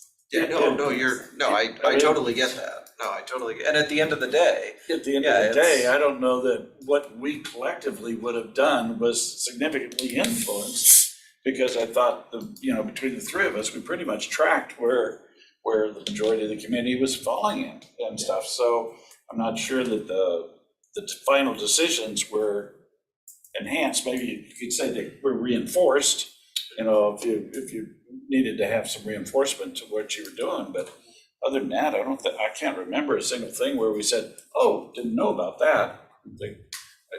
I'm comfortable with somebody from our staff being the representative, and if we're going to do a survey, do the Reader Digest version of it, so that we're not asking them to reinvent the world, just be very specific. Yeah, so I'm comfortable with having someone from our staff, Yeah. because I know Justin's staff, I mean, they really have the pulse on what's going on and what's out there. I think it is the asking, the health district, they've asked me to make sure they're aware. So I think that task force is a community task force that is well established, as could, again, give you ideas and thoughts and such that you could then pare them down to get back to us. And then anyone that we know that are reaching out, to have them, who do we have them reach out to? Because I think we do want to have them reach out, so you're aware. But I don't know, because I yes, Jessica's setting up, but my understanding, that was quite a bit of time and energy on her part. It was weeks, because she set it up, she brought it to the board for feedback, brought it back a second time to tweak it, a third time to finalize it. It was probably Just to 4 to set up 6. the website. Yeah, it was probably 4 to 6 weeks to get it to the point to take it live. And then all the compilation of the data, once you got it back. It was time intensive for Jessica. Oh, time intensive, manpower intensive, holy cow. So I think if we use the opioid task force as a means of saying that's where to bring ideas and thoughts, because that's community-wide. So would we be able to work with that task force to, maybe they could host or have, opportunities for people to come and give some feedback in person, or there's a contact to send in that information? Yeah, Spokane County's been a part of the Opioid Task Force Board for a while, so we're heavily connected. I think the original, when we had this conversation, they had opposed taking on the responsibility of being that because of the tremendous responsibility it has, especially administratively. So what we could do is this: if we still want to follow the recommendation of receiving community input, our ASO has had a lot of experience in putting out like a brief memo. Send us your request for proposal, like just a brief one-page summary. Here's the key points, and we should limit it specifically to the categories outlined under the one MOU. We could review those as our team, and then incorporate those recommendations as part of the overall community input in our department's recommendation to the board. And then also, as the OAC, allow for public comment or public engagement to occur. And of course, those meetings are public, so they'd have two routes. The board would still have direct input being provided. You could approve the one sheet on how they would provide it. I think a brief summary, clearly outlining what the funding would look like and how they would achieve the goals outlined in the one MOU might be helpful in limiting the scope. So we don't have to do a spreadsheet on, because I've got a request, hey, I've got this, give me money. And we should have higher bar than that. And then the second aspect, I would say, in terms of recommending a county, the board can appoint me on the OAC, and then I could have a staff member fill in for the facilitation portion so that we still have that, or vice versa. Either of those options exist. Depending on your schedule, I'm happy to have you be on it. Because you know where the needs are and where the gaps are. Having you though, does that prohibit, as the recommendations come forward to us? I guess it doesn't. No, it wouldn't. And we've already briefed in preparation with Scott here, from our perspective, a brief summary of what the current needs are based on the gaps that we've already seen within the system. So like I said, we're well informed on this. We have quite a bit of the area, and we run the regional ASO, so we've already got regional input on our decision. So really, you're getting that, but I do think if the board wants to move down to getting the direct engagement, that would be helpful, because you'll probably get these one-offs. It might be helpful to have a one avenue to receive those. We could review those. So you'll just need to let us know who to direct those. Yeah, we would set up, so we've got a website that has that set up for the ASO to be able to go in and do it. We just co-opt that and just say send all proposals using this form sheet that we've created, so it's very specific and succinct. That might limit the flow and scope to it only hits the key areas the one MOU has outlined. Yeah. And when you say limit the flow, not limiting the ideas, but limiting to make sure that they're allowable uses. Yeah. Correct. But we want to have the ideas. Correct. But it still has to be an allowable use. Correct, because we've had citizens already reach out and say, can I get some of that money to do this thing in my house?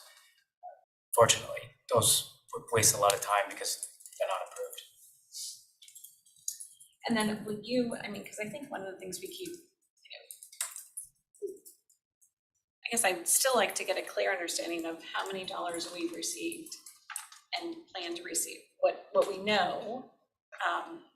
And just that there's potential. I don't need to know a dollar amount of potential, but I think I still feel like I haven't gotten a clear idea. And maybe it's come to us and I just have missed it as to how many dollars had we received for what years, because I think we're a year behind,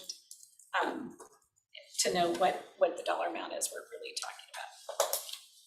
I'll send the commissioners over what we've been tracking to date for funds received. And I believe the amount is opening.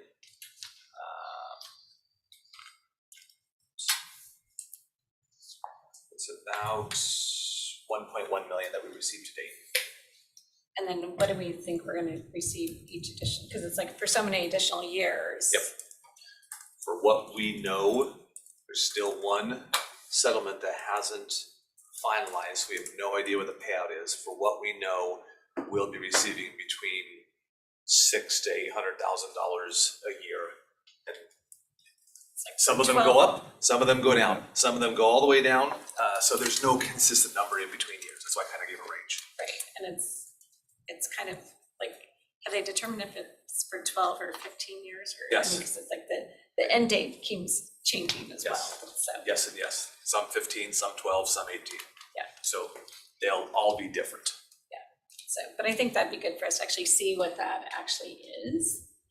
Just so we really know what the dollar amounts are that we know for sure to date, what they'll. Yep, and what we know is we now have a firm payout schedule for, I'll call it settlement 1. We know what that is from year 1 through year 18. We have for what's called note 2, we know what our year 1 payment's gonna be, and we've received that's it. And for the settlement 2, we've received nothing yet. So we have some information, but still lacking information. Yeah, but we can't commit to anything that we don't know we Yes. received. So I guess that's part of what I want to make sure that we're aware, and that we may have more upfront right now to maybe do some one-time things with, but if we're looking at something that's a long-term sustainable thing, we don't have a lot of dollars for that. So, Commissioner Jordan. Yeah, I'm happy to have Justin's team or the OAC kind of be the receptacle for public and stakeholder input and then summarize it to us in some way. I tend to prefer more getting the raw data plus the summary, but either way is fine. I trust Justin's team to do a good job with that. And I was just going to say, given that it's the size that it is, it's significant, but it's not, ARPA scale for sure. One factor, and this is just a question, it might be looking at how certain proposals or priorities may be able to leverage, right, these dollars with other funding sources as well, whether it's state or federal. So I don't know if that's something to ask people as stakeholders or others when they are suggesting, hey, I've got a great project idea. How might these local dollars or these opioid dollars pair with other funding sources? Or maybe that's just something that Justin's team can think about when they present ideas to us as well. Definitely. It's already on the plate. You'll hear from me on any of those that would, in my view, have more sustainable, long-term rated or supportive funding. I think that's the important aspect we got to look at. Starting new programs for the benefit of the region should also reflect and shouldn't duplicate existing resources already in place. And we can definitely provide that. Any of that process to be able to receive the information can be made available. I do think having a brief or primer on that is the best use of the board's time once it's available. I would also ask that clarity on how long the board would like to have that period of time open for receiving public comment. Is it going to be time specific or continuous? There's obviously a challenge with each side of those. So any ideas on where the board would like to receive, to be responsive and ensure programs go out quickly, a timeline should be established to be able to say, here's where our goals we want to achieve. So I'm gonna just say, I would think if you've got a process in place already and people already know you, you know, and you have those, you know, the emails of all those, you know, people that would be potentially coming in, I would say a month would be plenty, and that would get the OAC up and going. I don't know, I think longer than that, then we're gonna start to get into, I don't know, that's my thought, is, you know, just off the cuff, is a month would be long enough for people to see the emails come out, start to tell people, you know, get the word out, you know, let the one committee know, and have them get their feedback into it. So, my thought, Mr. French?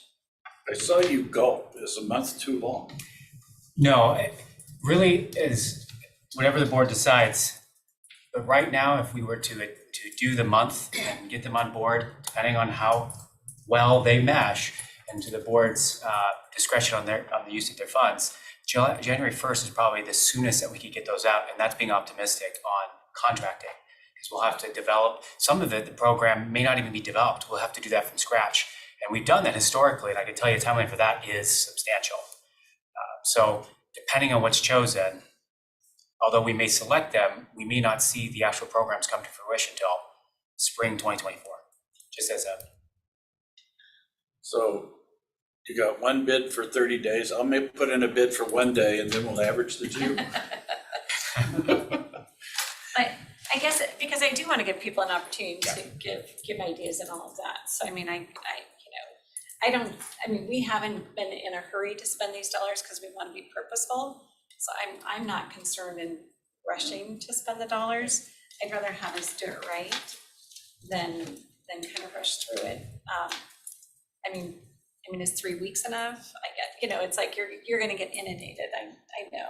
Well, I how the rules of the OAC are defined, right? We can begin the meetings. It doesn't specify that there has to be a quorum of the members to be able to actually review it. I think that's the challenge we're going to have, is scheduling and quorum. So establishing a charter on what that means, and then ultimately the collection of information throughout that process can still occur. It's how that's presented. And so what I would recommend is it happen concurrently. We allow the option for the county to receive public comment on the funds, and then also establish the OAC. They can receive the information once it's created and then make determinations. But then the county's still moving forward with reviewing the material as it comes in. Right. Well, I guess I want to clarify, because my understanding of the OAC from Scott was that the OAC is really just an administrative body. They're not the body.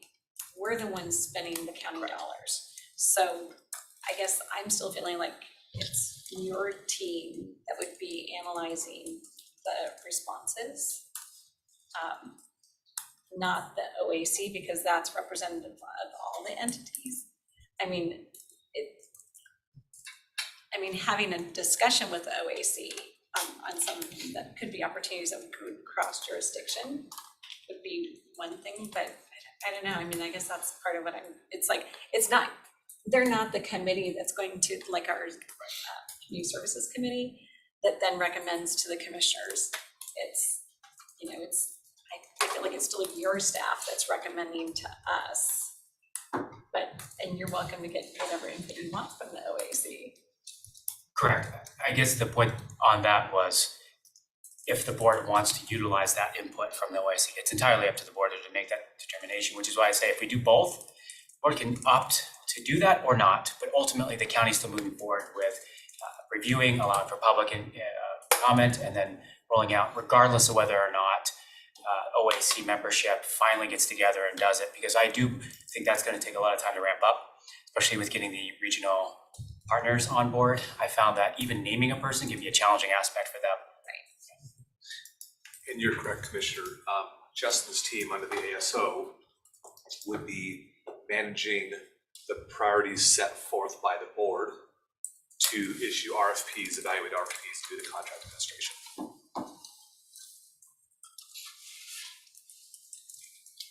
Commissioner Jordan. I would second Commissioner Cooney's suggestion of 30 days. Once we kind of open that public comment mechanism, whether it's a website or form or whatever it is. And then I would just suggest that whenever we are ready to do that, that we kind of work with Pat and maybe put out a press release or just try and get some public knowledge out there that we're taking input.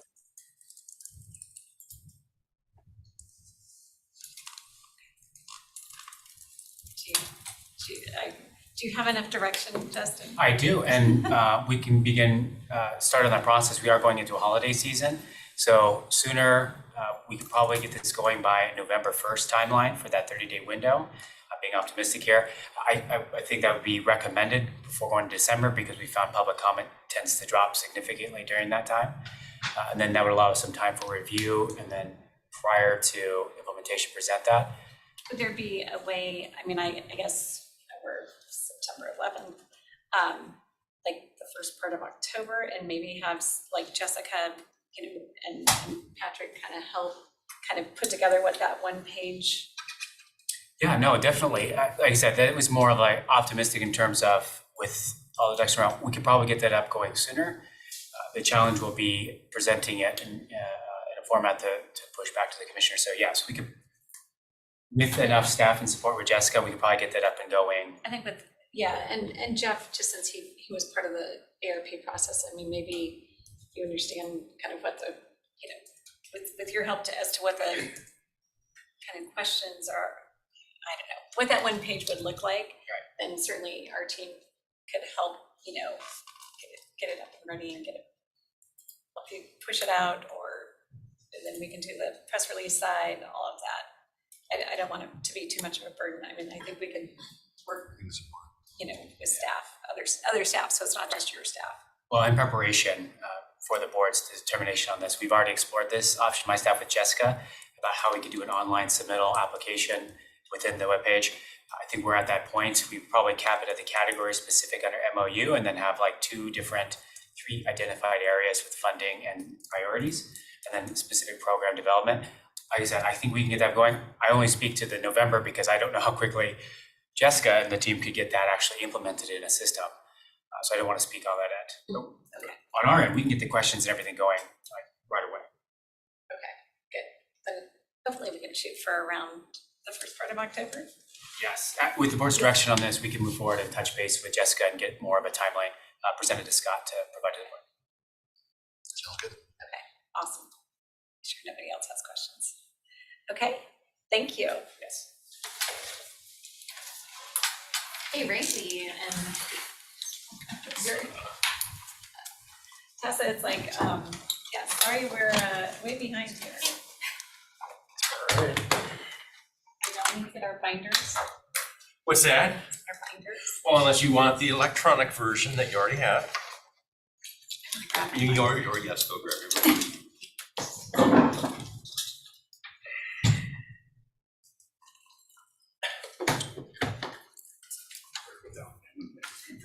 There you go.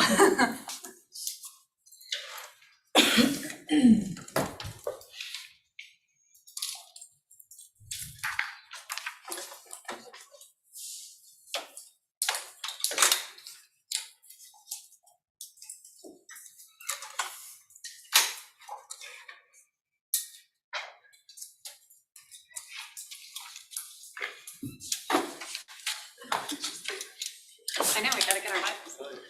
General fund? Just general fund, yeah.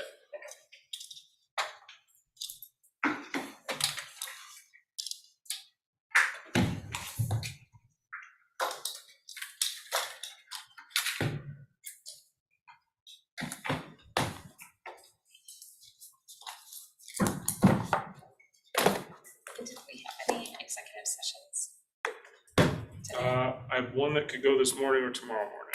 So, And we also have one tomorrow morning, so I don't have anything so to this point.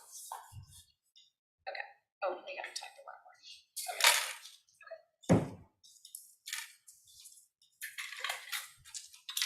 Okay. Hey, Randy. Everyone want to start? Going to wait for Al, or we can get going? Okay. So basically, just wanted to start with the general fund. Start first, just kind of see if you guys had any questions about any of the information presented. I'd like to follow that up with a little bit of talk on revenue. There is a new source of revenue that I want you to look at for the general fund for next year. I've got that information to pass out. I also want to talk about some one-time revenues that we will have for next year that we could maybe use in the following week when we talk about capital. Also, did have one other department request 2 additional staffing level. So I've got that in handout for you. And then we can talk about some large expense increases in the general fund. If we don't talk about them earlier, I can bring those up to you and you can then decide how we want to progress with those. So I guess first I'd just like to open it up on the general fund. Were there any comments, questions, any specific, any questions on the assumptions that we went through? Just open it right up. I was gonna say, you're gonna be, I have not gotten through this whole Okay. chapter, so I will tell you that with the Council of Governments on Friday and the State of County coming up on Thursday. I totally understand. Well, if you want, I right, can just full roll right distract. into talking about some additional revenues and I can. Hey, Randy. Yes, Chris. So I know you and I talked a little bit, but as I explained to you, you have to explain things to me 5 times right now before I get it. But maybe just for general awareness and any, public members who might be following this at some point, can you kind of recap the how the calculations get made for the vacancy adjustment and kind of the historical perspective on that and what you expect next year? Sure. Historically, I would say this, but maybe the 3rd year in a row where we've used vacancy, where we've had to plan not to fund all positions in order to balance the budget. This year will be no different. Of the 100, we have 1,500 authorized positions in the general fund. Our current budget, the way it is right now, where the revenue stream would not support that many people in total.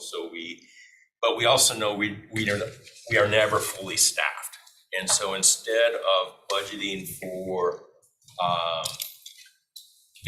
for people that aren't going to be here, we try to use or give you as much money as you have for other purposes, because we know we're going to have shortages.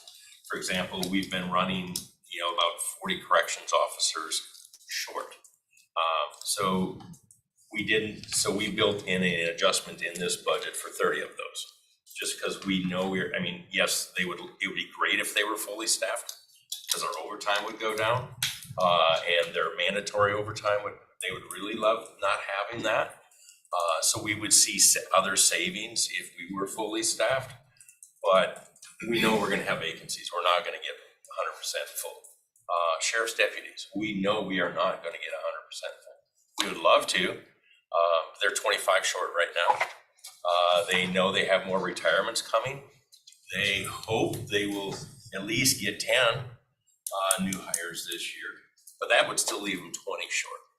And so we've built into this a short, we've taken out of the funding piece 20 deputies out of here. Yes. So fully taking Yes. them out. Benefits and costs, Okay. everything, fully, 100%. Thank you. Yes. Retirements is and that's the hardest thing. I mean, Right. that we see in so many different, you do get fully staffed up, but you've always got people that are planning for retirement. So just because you get staffed up doesn't make them all of a sudden put off their retirement. Right, exactly. They got really close a couple of years ago, Yep. and then everybody retired. COVID hit and everybody went away. Yep. So, Part of using vacancy adjustments is a strategy to reflect what we believe the true budget is going to be. As opposed to fully staffing, fully budgeting, realizing that knowing that there's going to be vacancies, but yet then not having the ability to focus some of the finite budget dollars in other areas that are needed throughout the county. right, because you have a finite set of income, and rather you use it than, just not plan to use it, because we know we're gonna have these vacancies. So that's why we've been doing it the last few years. And it's an art versus a science. It is an art and it will always be wrong a little bit. Just like we know our budget is not accurate as of January 1. And Randy, Yes, just to follow up on that, so I think that what we chatted about is you talk one by one with the departments, right, to kind of identify that number. And then I was curious, and we may have talked about this earlier this year, but how have we done this year with kind of how many vacancies we planned for versus actually occurred in 2023? I don't have that information. I can, We're running close. we're running We're close? yeah. Okay. And I don't know what we planned for last year. I don't, Tess, if you remember. Well, and what I can say is, so I'm constantly watching kind of our total employee count, and we haven't shifted a whole lot. We've stayed right around that 1550 number for our regular employees all year long. So we're running consistently about the same amount of head count. We might see a few more in prosecutor leave and then hire a couple in sheriff and then see some treasurer leave and then prosecutor hired. So it kind of shifts throughout the organization, but we're running really flat with total head count with our overall employee numbers. So is that with FTEs? Because I know that they were just talking about, the brochure, they were putting a head count that was just over 2,000, so. Yeah, so what they're counting in that brochure is full-time head count, part-time head count, and extra help. The FTE is really what they're speaking to that they budget to. We also do have a line item for extra help, but that kind of ebbs and flows. The way that they're putting your numbers together though is they're just looking at any employees that are paid by the county, regardless of whether they're 100% or working 3 hours a week. I just want to make sure, because people are going to see a different number Right. versus what this number is. And so I just want to make sure Yeah, everybody's aware that that's Because actual. the county, our FTEs is over 2,000, of which 1,500 are in the general fund. No, But we're running at, full-time employees, not 2,000.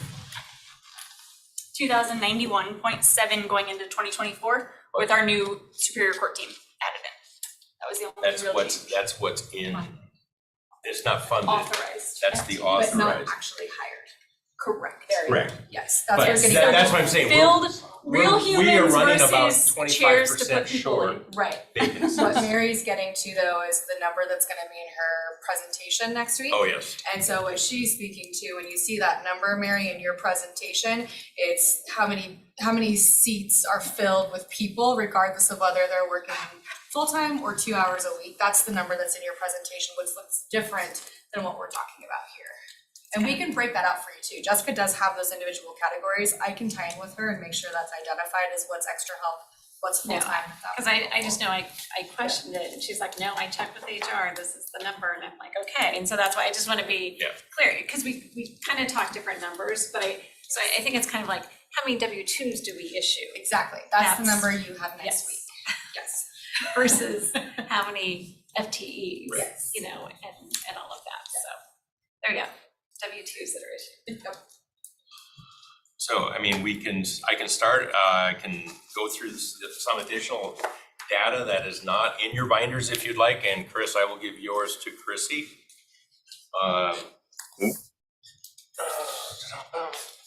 Brought everybody green, so y'all have the same color. I was gonna do boys and girls, but then somebody would say it's not boys and girls or something. So. Yeah. I guess on expenditures and Yes. maybe you have it, or on revenues, maybe you have it in here. So on a revenue, I mean, we've got two sources of revenue, our property tax and our sales tax. And you're gonna. And charge for, right. And you're gonna. Yeah, so on the property tax side, this budget binder, if you look at the assumptions, there is no property tax, there is no 1% taken in here. And we do not have a road levy shift budgeted. Right now, that 1% would give us right around $600,000 of additional revenue. The maximum road levy shift is just over 7.1 million, based on some numbers we got from the assessor's office. So I guess so on sales tax, though, what are your assumptions as to what sales We tax is gonna assumed, so we did increase sales tax over last year's budget by 2.8%, which is basically, what I did is I took So what is- 2022's actual plus Dollar, but. Right, that's not what I'm asking. So I took 2022 actual. I'm assuming we will hit 2.9% increase this year, and I did an additional 2.9% next year, which means I'm about 1% short of my budget, so I'm 2.8% over what I budgeted last year. But I'm budgeting 2.9% over what we expect to collect this year, where I think we're gonna end up right now. And I guess that's why I'm trying to figure out, like, collectively, where, historically, we're. Historically, we run around 3.9%. Okay. So I'm saying less than historical, about I a guess that's why I'm percent trying to less. get what your assumptions were when you came up with this Right. 2.8 increase. Basically, As how you through determine August, we were at 2.9% ahead of last year. I'm assuming we're gonna stay flat with that 2.9%, that we're not going to get to our 3% that we had in the budget. So I had made the first assumption right now that we stay flat at 2.9% growth this year and next year. As we get more data, as we get closer to the end, we will see September, we will see October. We may be able to revise these numbers some. But, as we see how we get more data as, I guess that's what, I'm just trying to make sure we're being conservative yes. on our estimate. We're not, I didn't say Overestimating. 5% to get us to where we're at, no. that's the question. Okay. So another piece on the revenue, which is gonna be the first thing in the green binder I handed out, is there was an attorney general opinion in 2010 that basically said all of the interest that the county earns, all the funds in the county earn belong to the general fund. Now, we have never done that here. We've always let each fund keep their interest on that they earn. If you were to do that in 2020, if you had done that in 2023, your general fund would probably have about an additional $8.1 million of revenue. And in 2022, it was a lot less because rates were a lot lower. That's going to be the second thing behind that opinion. In 22, it would have been $5 million. It was 3.6 million, excuse me. So again, doesn't mean we have to do it, but that is out there for you if you want to do that. You can use that for any purpose. You could use it for capital or anything like that. But yes. So, for instance, utilities is a big driver of that. So they have some debt basically, or they have investments. They have a lot of cash that they've That's accumulated. That's accumulating some. Yeah. So where would those dollars have gone in the past? It would have gone to their fund. So it would be. So they would have budgeted they're that money budgeting for it, right? So in their this fund. would affect all of their budgets, yes. But again, it's something you can do, you don't have to. But I just want to make sure you're aware that this is out there. I don't think it's ever been brought up before. Well, the general fund interest has been staying. The general fund, So, yeah. so it's really. We get ours, which is about 2.2 million. We've gotten 2.2 million so far for the first 8 months. Annualized, that's gonna be, a little over $3 million this year of interest.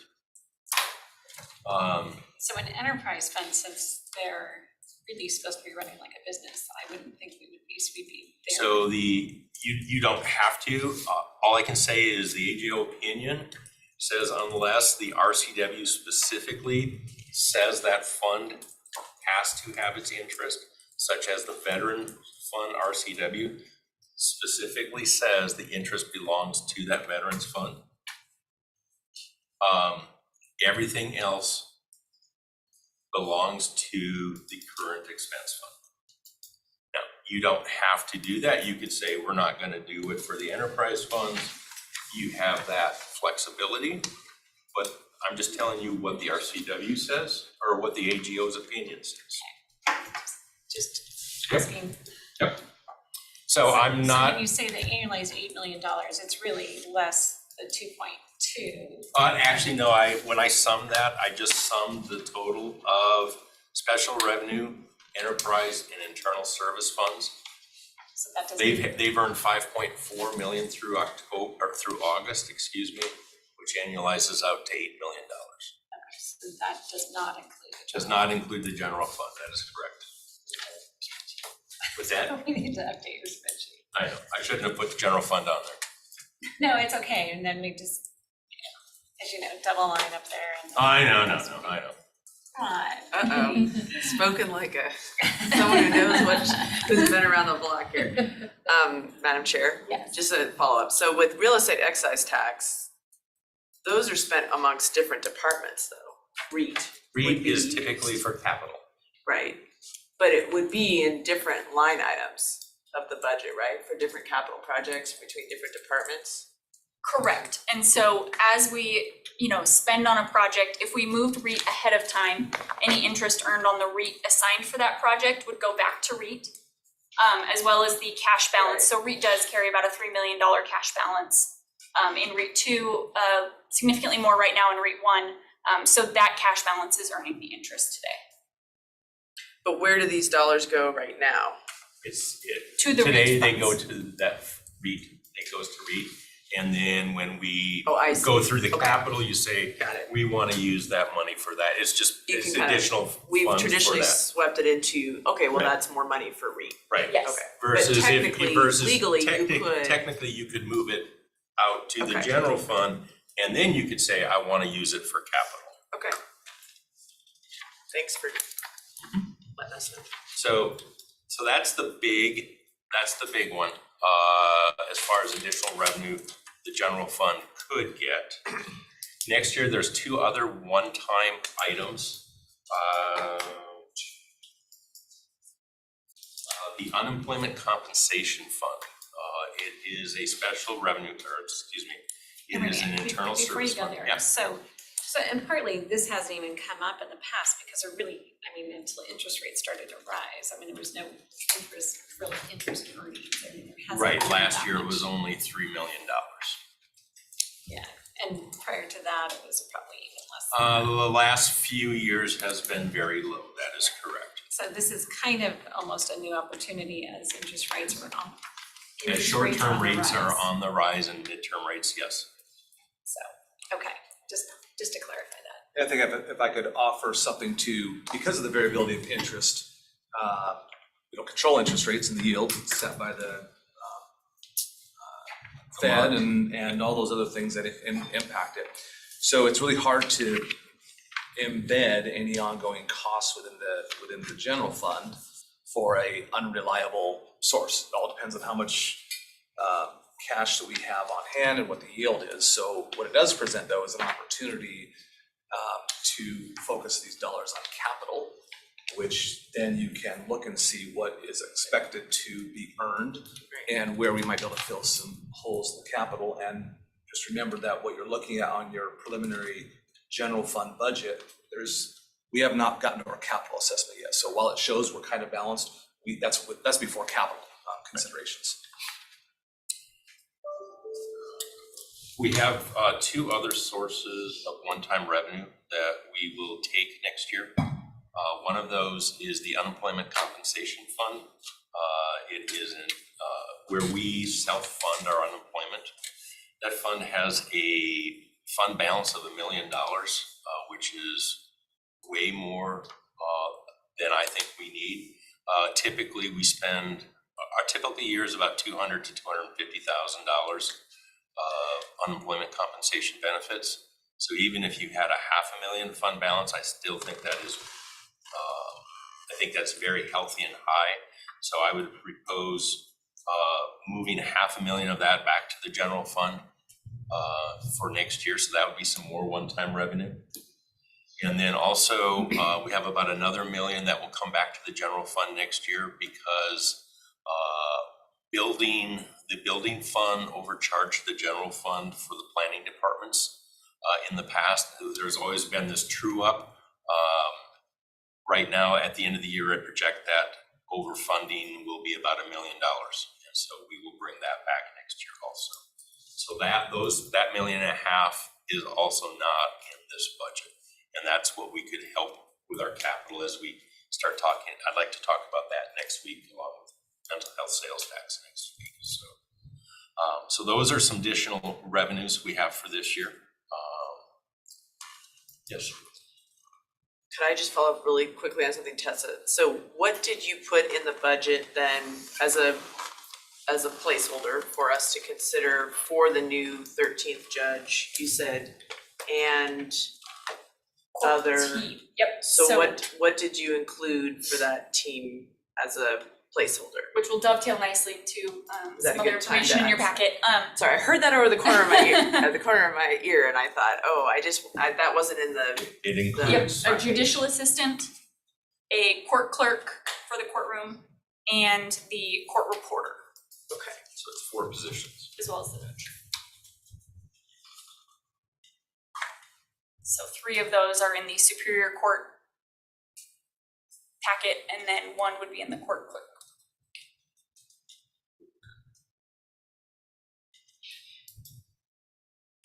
Any other comments on revenue or? Okay. So that you also had a couple opportunities around at the bottom there that maybe we're overspending in some areas. So with fuel, have you adjusted? Fuel's gone up? We have not.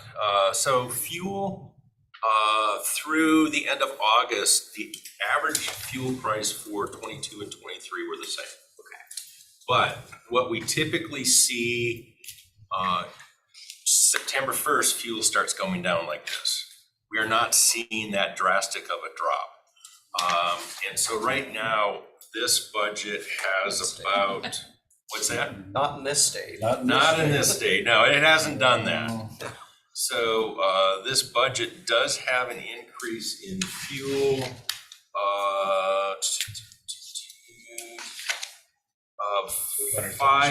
of 300,000 over what we actually spent in 24, $500,000 over our last year's budget. Now, and most of that. So you did kind of adjust for that increase? This wasn't proposed. These are based on the proposals. We didn't do that adjustment. The departments did. So for example, the sheriff's department increased their fuel budget by $300,000 for next year. Again, that we are not seeing fuel prices decrease in September like we did in September, like a typical September. So we do anticipate that fuel prices will probably be higher on average and going forward. Mr. French? Yeah, and so you're projecting a increase on the get out of town fund travel? Yes, actually, we did not, we just took everybody's data. Everybody did about the same, except the sheriff's office doubled theirs to about $1 million for the get out of town fund. Yes. So I have reached out to them. They are planning a lot of training. Whether or not you want to do that much training, that's up to you guys. They did have about 100,000 that they thought was double counted that they could take out. When I spoke with Mr. Ritchie. But again, that may be where you want a presentation from them and saying, where you say exactly how are you spending this? This could be one of those department meetings that you want. But yes, you are right. The get out of town fund did have a lot. Also, we also should see a small decrease because they are not doing transport. Is that correct, Mike? What's that? They're not doing the transport. You've outsourced transport For the fugitives. for fugitives. Contract. So that in the past had been done by the sheriff's office. That will not be done this next year. But it by rolls the into the detention services budget. Right. Yeah. So, Shenzhen Services doing it, not Yes. the sheriff's Yes. office. That was only like a handful of those. right, we don't do that many of them anyway. It's not close to 800 grand. No, it's not. We hope not. And, yeah, no, it'd be good questions for them because since we're spending all this money on this new training center. So, Shouldn't people be traveling here? Yeah. Yeah. so we will schedule them to do a presentation of the training that they want. I know they said they've lost a lot of experienced people and they need to get them trained up, but again, I don't have, we haven't asked for details on that. Yes, When each department is coming forth with their, projections or changes, do they also give you information about revenue that might be coming in from grants and, or are you already aware of that, or how does that work? We have a pretty good sense of most of our recurring funding sources for grants. And I would say there's probably not buckets and buckets of money out there to help fund a lot of ongoing things that we currently have. I'd say there's probably new program expansion that we could look for. But all departments do submit what revenue information they do have for any kind of calendar year reoccurring revenue. And those aren't growing either. I was just thinking that I thought I heard Mr. Ritchie say something about more training being funded by the state, but maybe that was wanting more training to be funded? No, that was trying to see if the state will do some of their training classes at the new facility. Oh, okay. So, Basic, okay. a couple other large increases you will see in here. One is the NAFCARE contract, that's going out to RFP. That's coming due. There is a $1.8 million increase in this budget for the potential of that, and that's assuming that they would be fully funded. Couple other large increases in here. Food is up $480,000. That is about, for the jail, that would be the big consumer of that. They are right now budgeting about $300,000 more than their current run rate. So we may, depending on food prices, we may have a little bit of room in there. so what does that mean? So if I take 8 months divided by 8 times 12, their next year's budget is $300,000 more than that product of that number. And since we are pretty much at capacity, I know that we're gonna be, Food cost is your only major variable there Right. potentially. people won't be the major variable, it'll be food costs. So it might be an area we can look at yet too, so. And then you're gonna see another big increase in non-departmental in the other category, and that's, I have just a question on food costs, having come out of the food business. So it is substantially increasing. I don't know if we've looked at what vendor we work with though. So US Foods and Cisco are kind of the two largest vendors in Spokane. So I don't know if we've looked at what one offers and maybe another does. I don't even know if we have to go RFP, but it might be Quarterly. worth looking at. There's a quarterly RFP process that purchasing manages with the jail to, He get staple produces- foods. He produces those meals for like $1.28 a meal. And generally, they return money back for their food bill rather than spend it, so pretty frugal over there, and he does a really good job of managing that, both in stock, dry foods, and everything else, so. Well, I know being up at Stevens County, we lost, like, they used to contract with us to provide the food for their jail, but they're not doing that any longer. I believe there was, Yeah. people weren't liking the meals as well. So they decided not to contract with us Well, we any do longer. provide juveniles food too as well. So,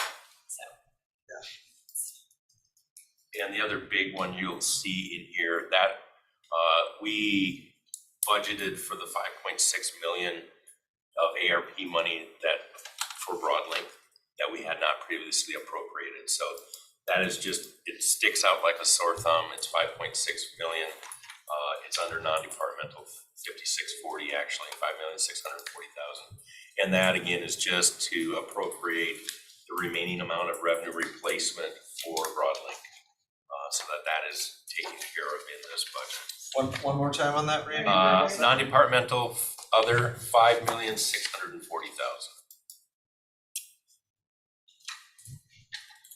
If you go to the non-departmental tab, it'll stick out a little more, so I be- believe that's tab 20. Maybe on. That's why I wasn't, We were never getting I there. wasn't even in the tabs yet. Yeah, you'll see, There we are. when you get down to the actual accounts, 4990, you will see a $5,640,000 figure on that tab, or on that page, excuse me. Otherwise, it's in services as a roll-up account.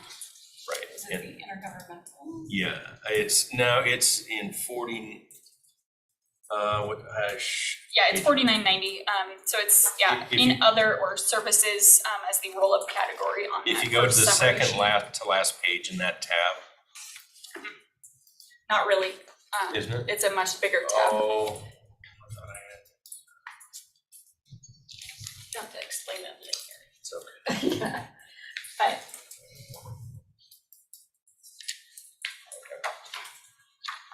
All right, so about one, it's okay. 2, 3, 4 pages, 5 pages in, So you said it was 5 million what? 640. That's related. That is for Broadlink, There it is, right there. 5640. so that is Broadlink. And the remaining 4 million is in this year's budget. So that'll just roll forward. Can you say that again? The remaining 4 million's in what? Is This in year's the current, budget. it was in the current year's budget, it's Oh. been appropriated already. And so to the extent that we don't spend it, we will roll that forward. This is just to appropriate the remaining amount of the revenue replacement that was To get us to the. to get us to the 9, yes. Okay.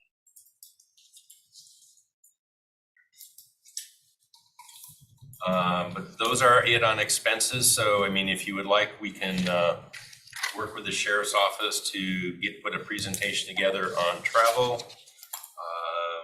Is there any other, did we want anything, did we need to look at food?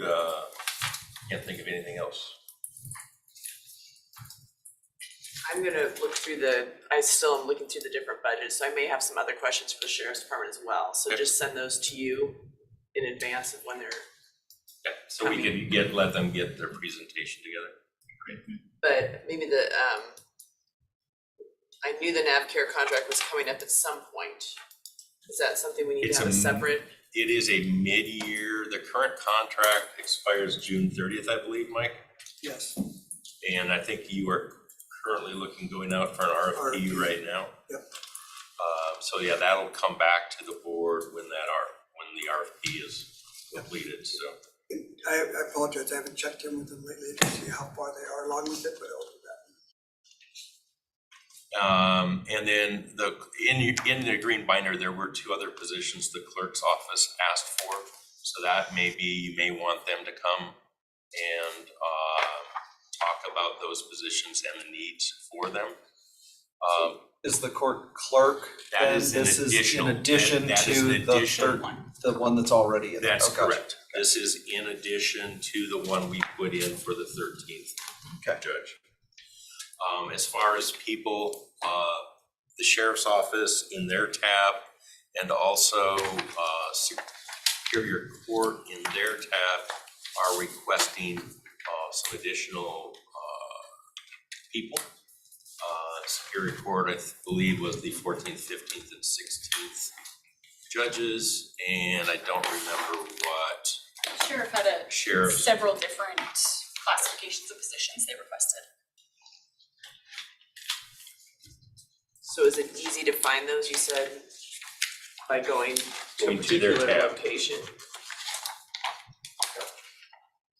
So yeah, the And there's sheriff's some is the last in their section. It's on a capital funding sheet. So it looks a little different than the ones that were just handed to you from the clerk's office. But they do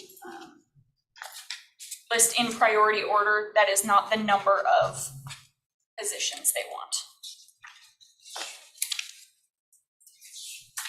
Oh, I see, got it. Thank you.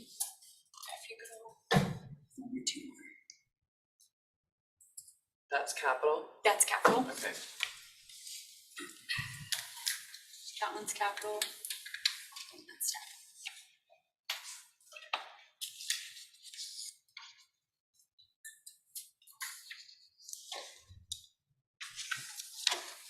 So anything else you want to talk about?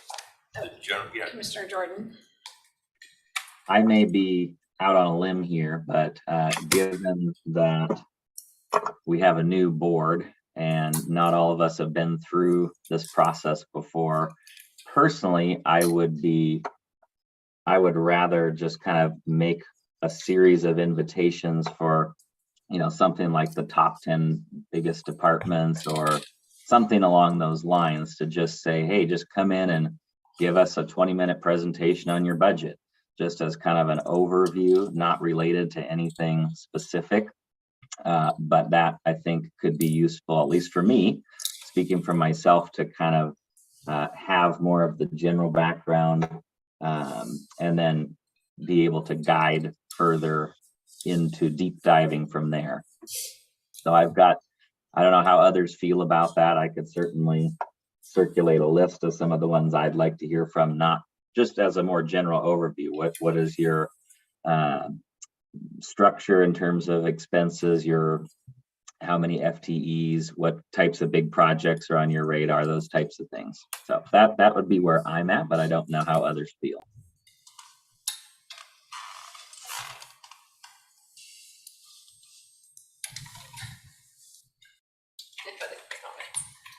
Commissioner Baldwin. Well, I've only looked through half of the major departments, but I know we already said the sheriff's office seems like a likely office that we want to come in and ask some questions, get some clarity. Scraps, you had mentioned, we want to get the last 10 years or, back data, understand the different, expense over revenue or revenue over expense. And then I found some things in their budget I had some questions about, so I'd like to have them have a conversation. And then, with detention services, I haven't looked at that budget yet. It sounds like you said food and then the NavCare contract. But other than that, Food, yeah, those are the two big ones in there. Food and aftercare were definitely the two larger ones in their area. it's the second largest, or is it the largest? Second largest after the sheriff department? Second largest. They go back and forth. I would find it helpful to be able to talk through some of the changes, but I know other commissioners have been around for a while. But I think for those large departments that are really the large cost centers, also Superior Court is, and the clerk's office are asking for additional positions, so it'd be worth having a discussion with them. So those were just the ones that came top of mind for me. We'll also do Fair and Expo and the road fund as well. That's an important one. We talked with Kyle about that last week. We need some conversation, especially with some shrinking revenue and some increasing expenses. Right, the increase last year had the big lots of snow removal. Yep. Prioritization of maintenance, capital, that sort of stuff. So why don't we, Chris, you had some, so why don't we send around a list then with those to see where we're at and what we could put those in. I know, speaking with Larry Crowder from the airport needs to come in and give us their presentation, so I told them just to call and figure out when they need to do that to fit their timing, and we would make it work. So, and then Shrek. We'll also Shrek, yes. Come in as well. How difficult would it be to put together a cost for closing Geiger? There is some awareness around that annually for accounting and financial statements. Right, because we have to take that back to DIRT. And so we've got some preliminary estimates on remediating that to ground. Yep. But That's on the capital side. that's without moving the people, but just to take it down, I believe I know we've got a fairly close number on Yeah, I'd like to be able to see that. Because of, you have to deal with the asbestos and everything out there. Right. Well, and then, you know, if the ballot measure, the measure one doesn't pass, then, you know, we're gonna have to look at some other cost-saving measures with regard to moving forward and stuff. So, you know, if you eliminate the US Marshals, eliminate Department of Corrections, does that get us down to, municipal inmates? Where's that break even to where we're not underwater with regard to the system? We're going through that analysis right now. Oh, yeah? Commissioner Brink. Oh, Yeah. okay, great. So That'd be, we should have something to you here. So okay. That'd be informative, just so that, yeah. Okay, thank you.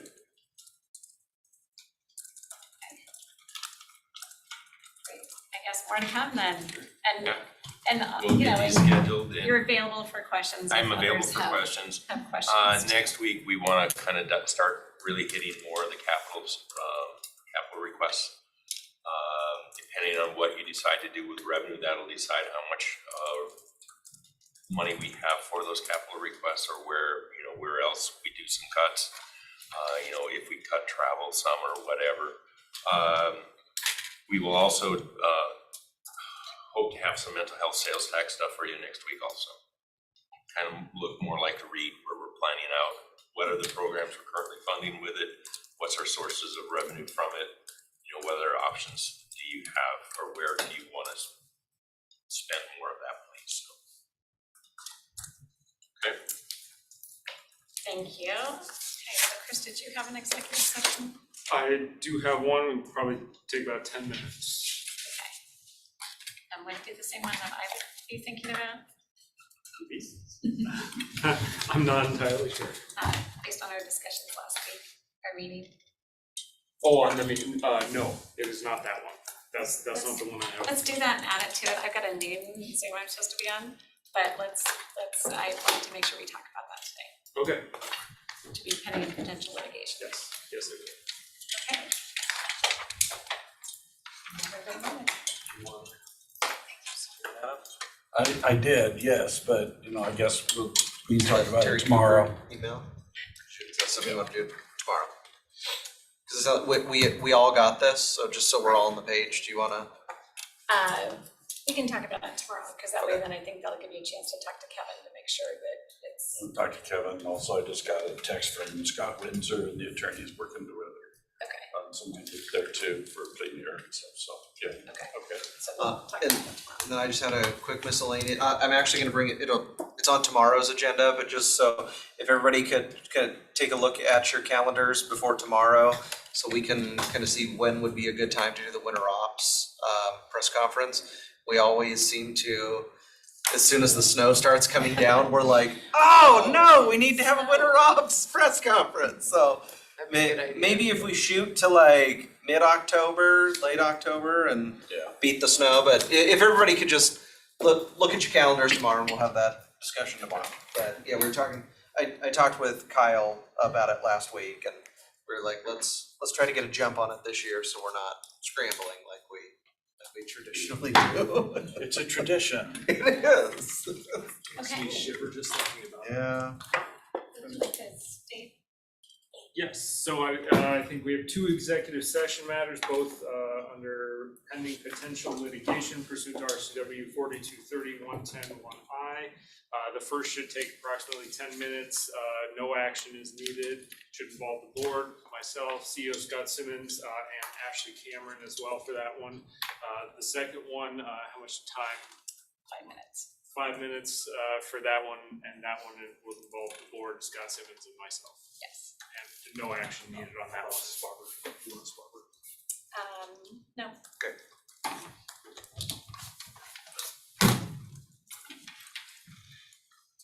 Okay, so it is 11:44. We're gonna go into executive session for 15 minutes. We will be out at, we'll say 12 o'clock. Just giving us a minute to shut everything down. And for the reasons already stated, and no decisions will be